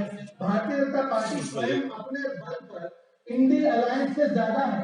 ओडिशा में हमारी सरकार बनते हुए नजर 170 हटने के बाद भय का वातावरण खत्म हुआ, जनता ने बढ़ चढ़कर वोट किया। दूसरी बात जो कि कट्टरपंथियों का डर रहता था उनको वोट करने के लिए वोटर्स को निकलने नहीं देते थे, वो डर नहीं खत्म हुआ। सिंगल डिजिट में वोट परसेंटेज को पार करके अपनी सरकार बनाएगी। एनडीए को पार करेगा और फिर एक बार मोदी जी के नेतृत्व में भारतीय जनता पार्टी एनडीए की सरकार बनेगी।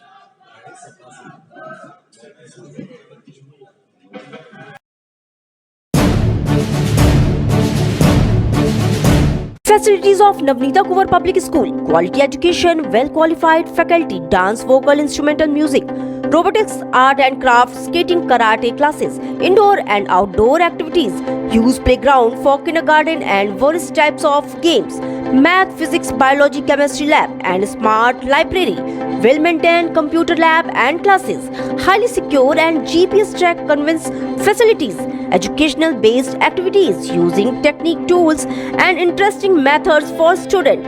Navneeta Kuwar Public Schools, Swahid near BHU Hyderabad Gate, Varanasi.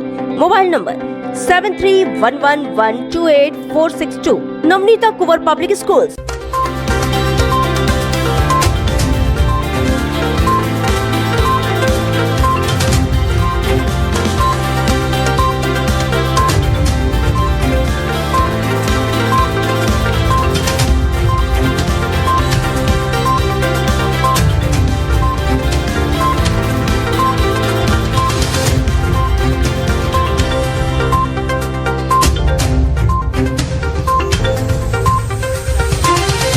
International Hindu school है। साइंस, मैथ एवं कंप्यूटर लैब, सुसज्जित लाइब्रेरी, वाहन की उत्तम व्यवस्था, विभिन्न खेलों की शिक्षा, बच्चों के शारीरिक एवं मानसिक विकास हेतु योगा का प्रशिक्षण सुविधा।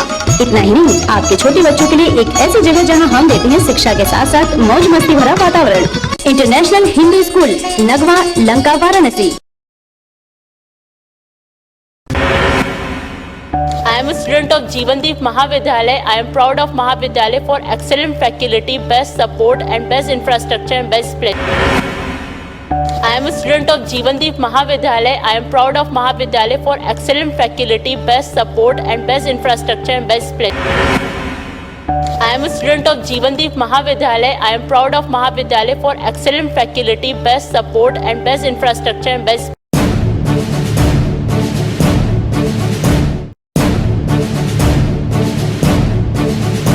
Facilities of Navneeta Kuvar Public School, quality education, well qualified faculty, dance, vocal, instrumental music, robotics, art and craft, skating, karate classes, indoor and outdoor activities, use playground for kindergarten and various types of games, math, physics, biology, chemistry lab and smart library, well maintained computer lab and classes, highly secure and GPS track convince facilities, educational based activities using technique tools and interesting methods for students. Navneeta Kuvar Public Schools, Swahi near BHU Hyderabad Gate, Varanasi. Mobile number 7311128462. Navneeta Kuvar Public Schools.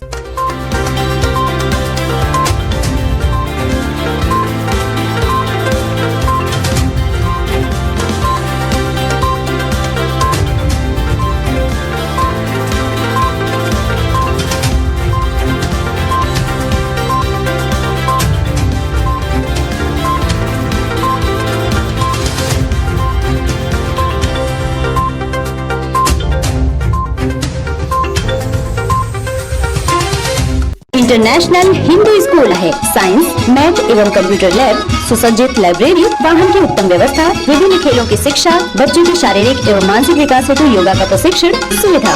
इतना ही नहीं, आपके छोटे बच्चों के लिए एक ऐसी जगह जहां हम देते हैं शिक्षा के साथ साथ मौज मस्ती भरा वातावरण। International Hindu school, Nagwa, Lanka, Varanasi. I am a student of Jeevandeep Mahavidyalaya. I am proud of Mahavidyalaya for excellent faculty, best support and best infrastructure and best place. I am a student of Jeevandeep Mahavidyalaya. I am proud of Mahavidyalaya for excellent faculty, best support and best infrastructure and best place. I am a student of Jeevandeep Mahavidyalaya. I am proud of Mahavidyalaya for excellent faculty, best support and best infrastructure and best.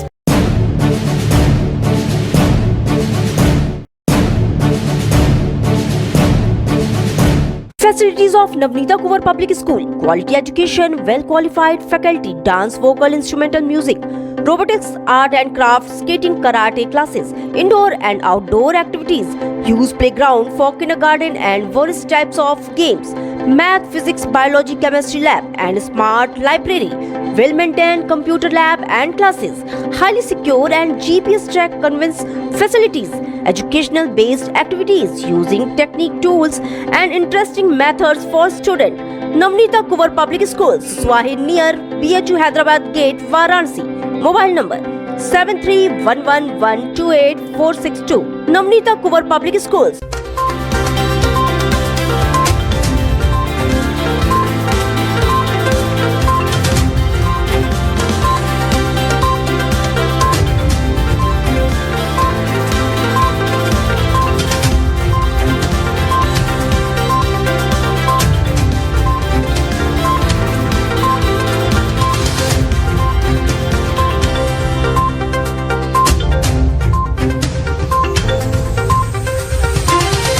International Hindu school है। Science, math एवं computer lab, सुसज्जित library, वाहन की उत्तम व्यवस्था, विभिन्न खेलों की शिक्षा, बच्चों के शारीरिक एवं मानसिक विकास हेतु योगा का प्रशिक्षण सुविधा।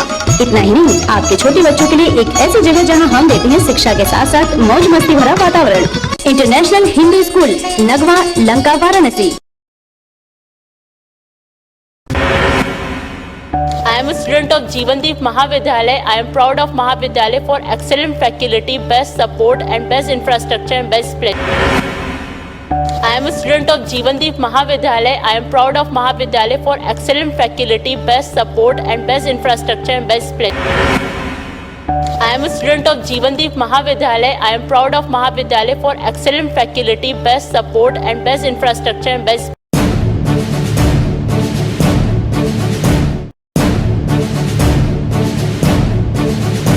Facilities of Navneeta Kuvar Public School, quality education, well qualified faculty, dance, vocal, instrumental music, robotics, art and craft, skating, karate classes, indoor and outdoor activities, use playground for kindergarten and various types of games, math, physics, biology, chemistry lab and smart library, well-maintained computer lab and classes, highly secure and GPS track convince facilities, educational based activities using technique tools and interesting methods for students.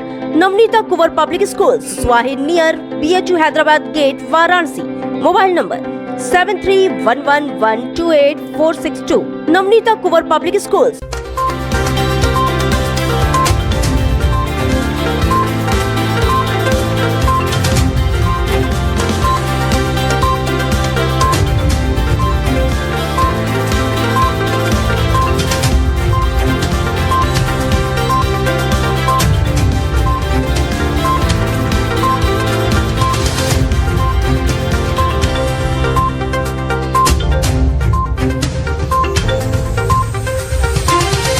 International Hindu school है। Science, math एवं computer lab, सुसज्जित library, वाहन की उत्तम व्यवस्था, विभिन्न खेलों की शिक्षा, बच्चों के शारीरिक एवं मानसिक विकास हेतु योगा का प्रशिक्षण सुविधा।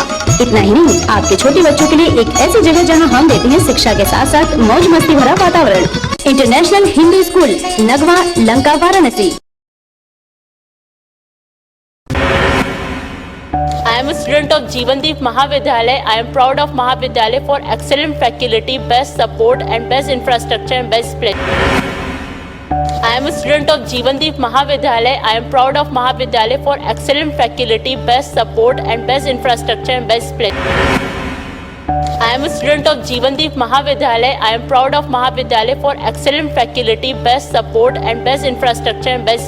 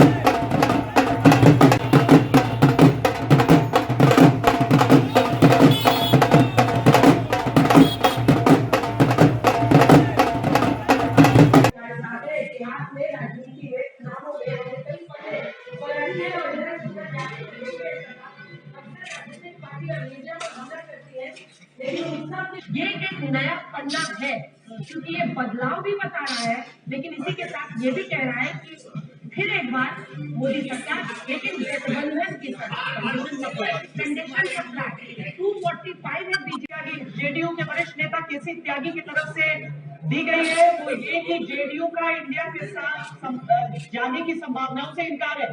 कहा है कि एनडीए में ही रहेंगे नीतीश कुमार, किसी भी तरीके से कोई बदलाव होगा नहीं। इंडिया गठबंधन की तरफ से कोशिशें हो रही है कि बीजेपी के जो गठबंधन पार्टनर है एनडीए में, उनकी तरफ से या कोई टूट कर अगर इंडिया की तरफ जाएगा तो बाजी पलट सकती है। वो तो दावा कर रहे हैं कि शाम तक कुछ भी हो सकता है। आलोक शर्मा जो कि राष्ट्रीय प्रवक्ता है, वो थोड़ा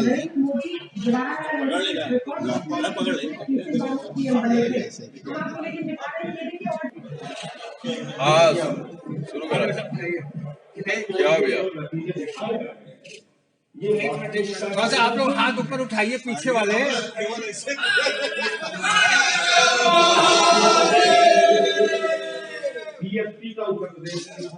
एक बार होते तक बाजी पलटेगी, लेकिन केसी त्यागी जो कि जेडीयू के दिग्गज नेता है, वो इससे साफ इनकार कर रहे हैं। और केसी त्यागी जी हमारे साथ इस वक्त जुड़ रहे हैं ऑनलाइन पर। देखिए, हमारी सरकार बन जाएगी और ये तभी मुमकिन है जब आप जो कि 15-16 सीटों पर लीड कर रहे हैं, वो अगर उधर चले जाए या चंद्रबाबू नायडू उधर चले जाए। चंद्रबाबू नायडू से तो पीएम मिले हैं, नीतीश बाबू से कल मिले थे। आप अपनी तरफ से क्या करेंगे? अंजना जी, मैं पहले भी आपके चैनल पे कहता दर्शकों, ब्रेक के बाद आपका फिर से स्वागत है। जैसा कि ब्रेक में जाने से पहले मैंने कहा था कि मेरे साथ राजेश राय जी हैं, जिनके साथ हम बैठ के इस 18वीं लोकसभा के चुनाव का विश्लेषण कर रहे हैं। खासकर हम बनारस में हैं और बनारस जो कि सबसे ज़्यादा प्रतिष्ठित सीट पूरे देश में देखी जाए तो माना जाएगा, क्योंकि यहाँ पे स्वयं 2 बार के प्रधानमंत्री नरेंद्र मोदी जी तीसरी बार अपने संसदीय चुनाव के लिए खड़े हुए। हालांकि वो चुनाव जीत गए, लेकिन अपने पिछले 2 कार्यकाल के चुनाव में जितने अच्छे मार्जिन से वो जीते थे, वो कहीं नहीं दिखाई पा। 1.5 लाख के मार्जिन से जीत, इसके पहले 3.5 लाख या 5.5 लाख मतों के अंदर से वो जीते थे। तो कहीं न कहीं इस बार का चुनाव भाजपा के दृष्टिकोण से या एनडीए के दृष्टिकोण से काशी में जो बनारस में देखने को मिला, वो थोड़ा निष्क्रिय रहा। राजेश जी, अगर हम फिर से बात कर रहे हैं बनारस और पूर्वांचल के सीटों, भाजपा एक ऐसी पार्टी है जो बूथ लेवल पर बहुत स्ट्रांग है, लेकिन इस बार जब चुनाव वाले दिन यहाँ लोग निकले या पूर्वांचल में जब भी वोटिंग हुई, तो वो उत्साह, वो जोश नहीं देखने को मिला। क्या ऐसा आपने भी फील किया? क्या कारण इसके वजह देखिए, बीजेपी ने इस बार प्रत्येक बूथ पे 370 अधिक मतों का एक लक्ष्य रखा था और अपने सारे जो नेता थे, स्थानीय जनप्रतिनिधि सबको एक लक्ष्य दिया था कि इस बार हर बूथ पे 370 वोट अधिक आना चाहिए पिछली बार के था। और इनका यह लक्ष्य था कि इस बार मार्जिन जीत हार की कम से कम 10 लाख होनी चाहिए। 10 लाख की मार्जिन के लिए कम से कम आपको 15 लाख मतदान होना चाहिए, तब आप 10 लाख की मार्जिन पर परीक्षा कर सकते हैं। इसके लिए काफ़ी प्रयास हुए कि बनारस में अधिक से अधिक मतदान हो। तमाम संस्थाएं लगी थी। गंगा जी के घाट पे, राजेंद्र प्रसाद घाट पे एक लंबा आयोजन हुआ था धार्मिक, जिसको हनुमान चालीसा का नाम दिया गया था। उसमें बीजेपी के लोग ही लगे थे। उसके पीछे यह उद्देश्य था कि बनारस में अधिक मतदान हो। इसके अलावा तमाम स्कूलों में इलेक्शन कमीशन के द्वारा और भी कई संस्थाओं ने इस बात का प्रयास किया। कई व्यापारी संगठनों ने कहा कि अगर आप हमें उंगली में स्याही दिखाएंगे तो हम आपको छूट देंगे, हमारे यहाँ से लोग पार होंगे। यह सारा प्रयास इस बात के लिए हो रहा था कि अधिक से अधिक लोग चुनाव के लिए आए, क्योंकि मतदाता इस बार उदासीन था। जो स्थानीय समस्याएं हैं बनारस की, उसको लेके बनारस के शहरी मतदाता काफ़ी परेशान थे और उदासीन थे। तो बीजेपी को यह डर सता रहा था कि ऐसा न हो कि मेरे को वोट होकर वो बाहर न निकले, और उनको बाहर निकालने के तमाम प्रयास हुए। पार्कों में जो है जाकर केंद्रीय नेता आए, जैसे पीयूष गोयल गए, वहाँ से उद्यान में उन्होंने बैठे थे, लोगों से अनुरोध किया कि आप मतदान केंद्र पर आएँ। लेकिन तमाम प्रयासों के बाद भी सिर्फ 11 लाख वोट पड़े और 11 लाख 83,000 वोट पड़े। और इस 11 लाख में जो कांग्रेस के प्रत्याशी थे, उन्होंने 4.5 लाख के करीब जो है उनको वोट मिला।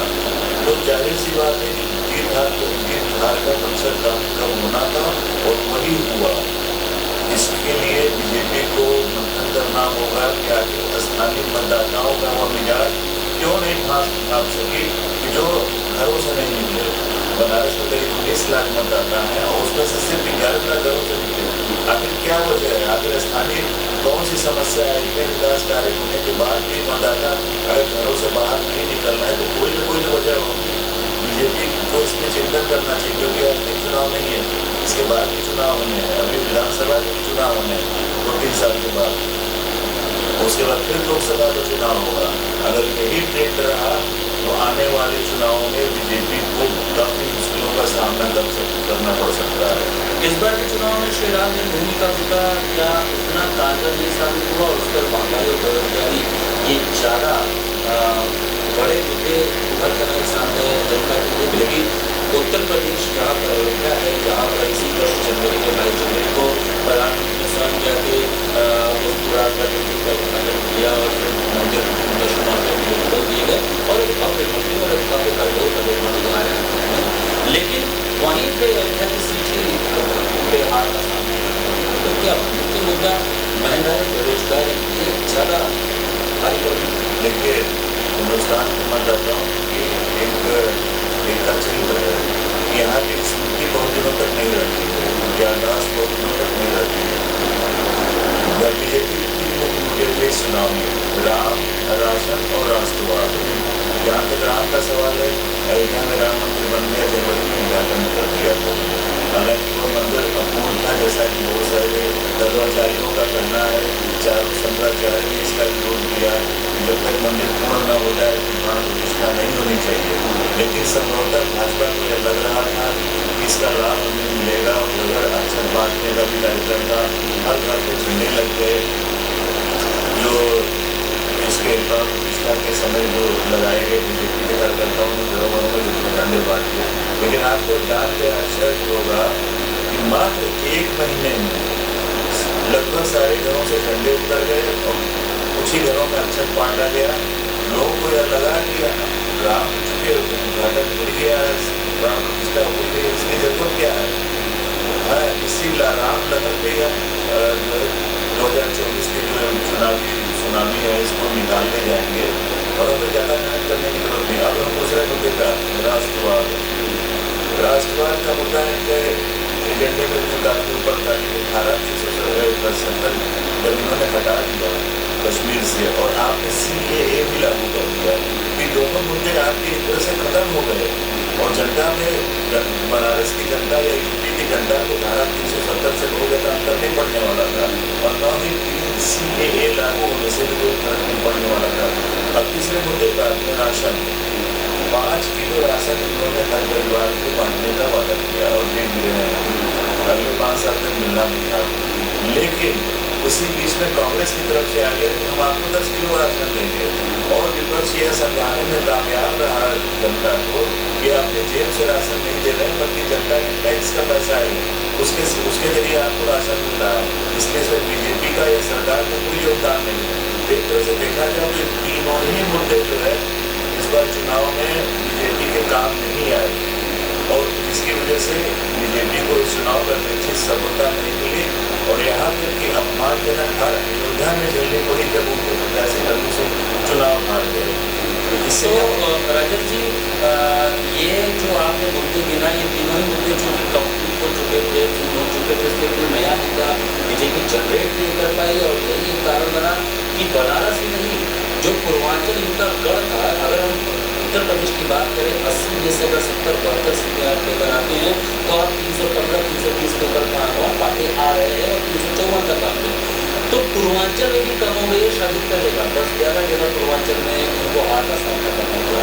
क्या मुद्दा भीड़ हो गए थे मुद्दा निकालते में या मुद्दे या नैरेटिव जो विपक्ष पे चल रहे थे वो ज़्यादा हाथ हो गए जिसको ये पंजाब के सबसे बड़ा मुद्दा इस समय है कोरोना के बाद बेरोजगारी और महंगाई। आपको याद होगा कि कोरोना के बाद लोगों की नौकरी छूट गई, रोज 2-4 आर्थिक तंगी से आत्महत्याएं हो रही हैं। यहाँ तक कि पूरे परिवार को ही अपने समाप्त कर दे रहे हैं लोग। आप बनारस का उदाहरण तो गंगा जी में पुल से और एक पुल से उससे कूद के तमाम युवकों ने आत्महत्या कर ली क्योंकि आर्थिक तंगी से जूझ रहे थे। आप राम के नाम पे, राष्ट्रवाद के नाम पे किसी की बेरोजगारी नहीं दूर कर सकते। किसी के घर में आप राशन 5 किलो पहुँचा देंगे तो 5 किलो राशन से पूरे महीने का खर्च नहीं होगा। आप 5 किलो राशन से 10 दिन 5 दिन आप खाना किसी को दे सकते हैं, लेकिन राशन के अलावा लोगों की जरूरतें होती हैं, शिक्षा है, स्वास्थ्य है, इसके अलावा बच्चों की शादी विवाह है, उनकी पढ़ाई लिखाई है, इन सब चीज़ों की पूर्ति कैसे होगी? तो अगर बीजेपी ने इसको एजेंडा बनाया होता कि हम महंगाई और बेरोजगारी मेरा मुख्य एजेंडा है, बाकी जो राष्ट्रवाद है, राम मंदिर है, ये हमारे लिए साइड का मुद्दा है, इससे ये तो आदमी की दिनचर्या हो गई है। लेकिन जो मेन हमारा है, इस बार हमारा फोकस होना चाहिए महंगाई और बेरोजगारी को। विपक्ष ने इसको मुद्दा बनाया, लेकिन बीजेपी ने सोचा कि चलो राम मंदिर बन गया है, राष्ट्रवाद है, 370 है, इस पर हमें वोट मिलेगा ही मिलेगा। अब आपको पूर्वांचल का उदाहरण दो, बनारस प्रधानमंत्री मोदी का निर्वाचन क्षेत्र है, लेकिन आपको जान के आश्चर्य होगा कि बनारस के आसपास की सारी सीटें बीजेपी हार चुकी है। चंदौली में महेंद्रनाथ पांडे तीसरा चुनाव लड़ा है तो हार गए हैं। गाजीपुर में पिछली बार भी बीजेपी हारी, इस बार में बीजेपी हारी, 7 विधानसभा सीटें हार चुकी हैं। आजमगढ़ में पिछली बार निरहुआ जीते जरूर थे, लेकिन बहुत कम वोट से जीते थे। उसकी प्रमुख वजह थी कि वहाँ पे गुड्डू जमाली चुनाव लड़े जो बसपा से लड़े। इस बार सपा ने उनको अपने पार्टी में कर लिया, इसलिए निरहुआ जी बिहार में। अब आप जौनपुर में आइए, जौनपुर में एक आयातित नेता शंकर सिंह पहले कांग्रेस में हुआ करते थे, चुनाव के कुछ दिन पहले ही उन्होंने बीजेपी ज्वाइन की। उनके ऊपर भी तमाम आरोप है, वहाँ पर मुंबई में तो मुकदमा चलाने की मांगी गई थी, अनुमति जो नहीं मिली तो किराए से संपत्ति का एक मामला है। वहीं बाबू सिंह कुशवाहा के लिए भी देखा जाए तो उनके खिलाफ भी तमाम आरोप है, लेकिन जो वहाँ का स्थानीय समीकरण था वो सपा के पक्ष में था, इसलिए बीजेपी तमाम प्रयास करने के बाद भी वहाँ चुनाव नहीं जीत पाई। अब आप आइए रावर्ट्सगंज में पिछले बार अपना दल के पास सीट थी, लेकिन इस बार यह सीट भी अपना दल के हाथ से जाती है। अब आप घोसी का उदाहरण ले लीजिए, घोसी में अरविंद राजभर जो ओम प्रकाश राजभर के पुत्र हैं उनको टिकट दिया गया इस उम्मीद में कि वहाँ हम जीत जाएंगे। वहाँ तमाम अमित शाह से लेकर नरेंद्र मोदी की जनसभाएं हुई, लेकिन परिणाम उल्टा आया। पिछली बार अतुल राय वहाँ से चुनाव जीते थे, बसपा के टिकट थे, जो इस समय जेल में है, और उन्होंने चुनाव के कुछ दिन पहले अपना वीडियो जारी किया था जिसमें उन्होंने तमाम आरोप लगाया कि भाजपा के ऊपर किस तरह से उनको फंसाया गया। ये एक प्रमुख कारण था। और मछली शहर में आप चले आइए, जो जौनपुर के बगल की सीट है, वहाँ प्रिया सरोज जो सबसे कम उम्र की इस बार जो है प्रत्याशी है, मात्र 25 साल की उन्होंने प्रैक्टिस करती है, वो चुनाव जीते। जो कहने का मतलब इलाहाबाद का उदाहरण दीजिए, उज्ज्वल रमन सिंह चुनाव जीते। ये सारी सीटें इस 12 को दीजिए, वहाँ धनुष पुनिया चुनाव जीते। ये जो सीटें इनके हाथ से गई, इस तरह से उत्तर प्रदेश जो सबसे बड़ा प्रदेश है, उनकी अगर सीटें थी तो वहाँ पर ये कम आता है। उनका ये स्थिति है कि ये 300 की यात्रा पार करते नहीं दिख रहे हैं। एक क्वेश्चन जो मेरे दिमाग में आ रहा है राजेश जी, क्योंकि अब काफ़ी देर से लाइव कर रहे हैं, उसको समाप्ति को करना है। आयातित नेता जो आए, क्या इन्होंने ज़्यादा सेंधमारी कर दी बीजेपी के सीटों पर? क्योंकि जो विपक्ष के नैरेटिव थे वो तो चल ही रहे थे, और ये जो स्थानीय नेता है, स्थानीय कार्यकर्ता थे, इससे वो नाराज थे बीजेपी से कि जो बाहर के नेता आ रहे हैं उनके सर पर चढ़कर काम करवा रहे हैं, और जो पहले से इनके सदस्य हैं, जो कार्यकर्ता है, वो अपना को महसूस कर रहे हैं। एकदम सही बात। इस बार बीजेपी 425 सीटों पर चुनाव लड़ रही है, 543 टोटल सीटें, इसमें 425 सीटों पर लड़ रही, बाकी सहयोगी दल को दिया। इन 425 सीटों पे 125 सीटों पे दूसरे दलों से आए हुए नेता है। अब क्योंकि मंत्रिमंडल का उदाहरण देते हैं, इसमें आधे से ज़्यादा मंत्री अन्य दलों से आए हुए हैं। इसी तरह इन्होंने टिकट बांटने में दूसरे दलों के लोगों को, जो कांग्रेस से आए थे, बाकी दलों से आए थे, उनको आपने टिकट दिया। इससे जो बीजेपी का जो कोर मतदाता है, जो कोर कार्यकर्ता है, जो कोर नेता है, जो जिन्होंने बीजेपी में ही अपना पूरा जीवन खपा दिया, उनके अंदर एक नाराजगी थी कि हमें इतनी मेहनत करने की जरूरत भी क्या है, कि बाहर से ही आए लोगों को ही टिकट दिया जाए। यह एक प्रमुख वजह थी, और उसमें से यूपी के ज़्यादातर मंत्री इस बार चुनाव लड़ रहे थे, वो हार गए हैं। यह भी ध्यान देने की वाली बात है, और यह बीजेपी के लिए खतरे की घंटी है कि आने वाले विधानसभा चुनाव में इसका खामियाजा बीजेपी को भुगतना पड़ सकता है।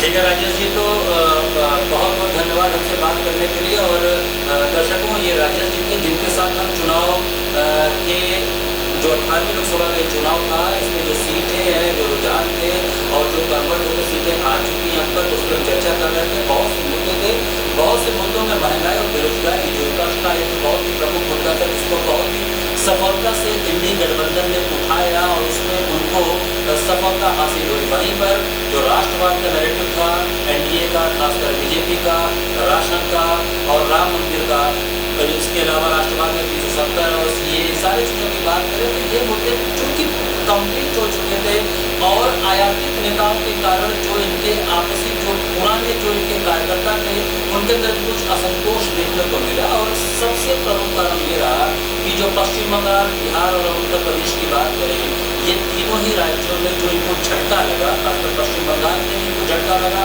उत्तर प्रदेश में भी झटका लगा। और इस झटके के कारण प्रधानमंत्री नरेंद्र मोदी अपने काशी की जो सीट, जो बनारस की सीट है, जहाँ पर रिकॉर्ड मतों से 10 लाख मतों से जीतने की बात होने चली आ रही थी, वहाँ पर मात्र 1,56,000 के आसपास वोटों से जीत हासिल कर पाए हैं। ये कहीं ना कहीं विचारणीय सोचनीय प्रश्न है। हालांकि 272 के आंकड़े को एनडीए पार कर चुका है, 296 के आसपास, 292 से 296 के बीच उनके रुझान दिख रहे हैं। लेकिन अब सरकार कैसे बनेगी, कब बनेगी, ये तो अभी सारे परिणाम आने के बाद ही पता चलेंगे। लेकिन जो मुख्य मुद्दे थे उन मुद्दों में इंडी गठबंधन ने बहुत ही अच्छे से चुनाव लड़कर अपने आप को बहुत ही मजबूत जगह पर दिया। यहाँ पे एक बात आप बताना चाहेंगे कि एग्जिट पोल के नतीजे वो कहीं ना कहीं इस बार कहीं नहीं इस बार जरूर हुए। इसकी वजह से विपक्षी इंडिया गठबंधन के लोग सतर्क हो गए, अलर्ट हो गए। सारे एग्जिट पोल यह दावा कर रहे थे कि बीजेपी को मतलब इतना भारी बहुमत मिलेगा कि विपक्ष खड़ा हो जाएगा, 350 से 400 सीटें। न सिर्फ इंडिया न सिर्फ एग्जिट पोल की विश्वसनीयता में संदेह है, बल्कि भविष्य में इस पर रोक लगाने की मांग हो रही है। इस पर सरकार रोक लगाए, इससे भय का वातावरण पैदा हो रहा है और एक मनोवैज्ञानिक दबाव उत्पन्न हो रहा है। आमतौर पर चुनाव खत्म होने के बाद नेता रिलैक्स करते हैं, लेकिन इस बार ऐसा नहीं हुआ। एग्जिट पोल आने के बाद विपक्ष और एकजुट हो गया, अलर्ट हो गया और ईवीएम की बारदारी करने लगा कि कहीं कोई गलती तो नहीं हो रही है। कोई संभावित गलती की संभावना को देखते हुए एक रात को वहाँ पहरा किया जा रहा था। यह चुनाव की सबसे बड़ी सीख है कि एग्जिट पोल पर तत्काल रोक लगे और एग्जिट पोल के नतीजों पर कोई भरोसा न करे। तो ये देखिए राजेश जी का कहना एकदम सही है कि एग्जिट पोल जिस तरह से, हालांकि इतिहास उठा के एग्जिट पोल को देखा जाए तो अधिकतर समय ये सही साबित हुए, लेकिन इस बार का एग्जिट पोल देखा जाए तो अपने जो मानक थे, जितना उसने वर्डिंग किया था, जितना अनुमान लगाया, तो उससे कम 30 से 40% उनका अनुमान गलत हो गया।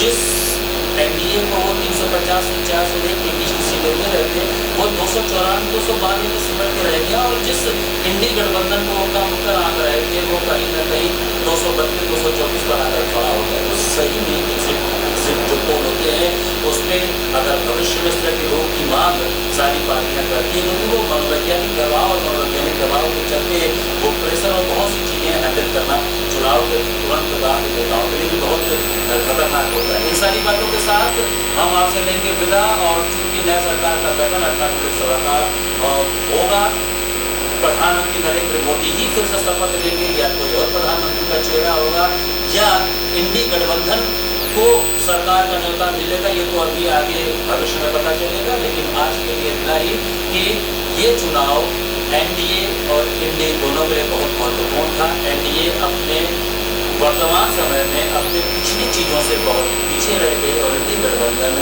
अपने पीछे से बहुत आगे गए। इसी के साथ मैं अमित मिश्रा राजेश जी के साथ आपसे विदा लेता हूँ।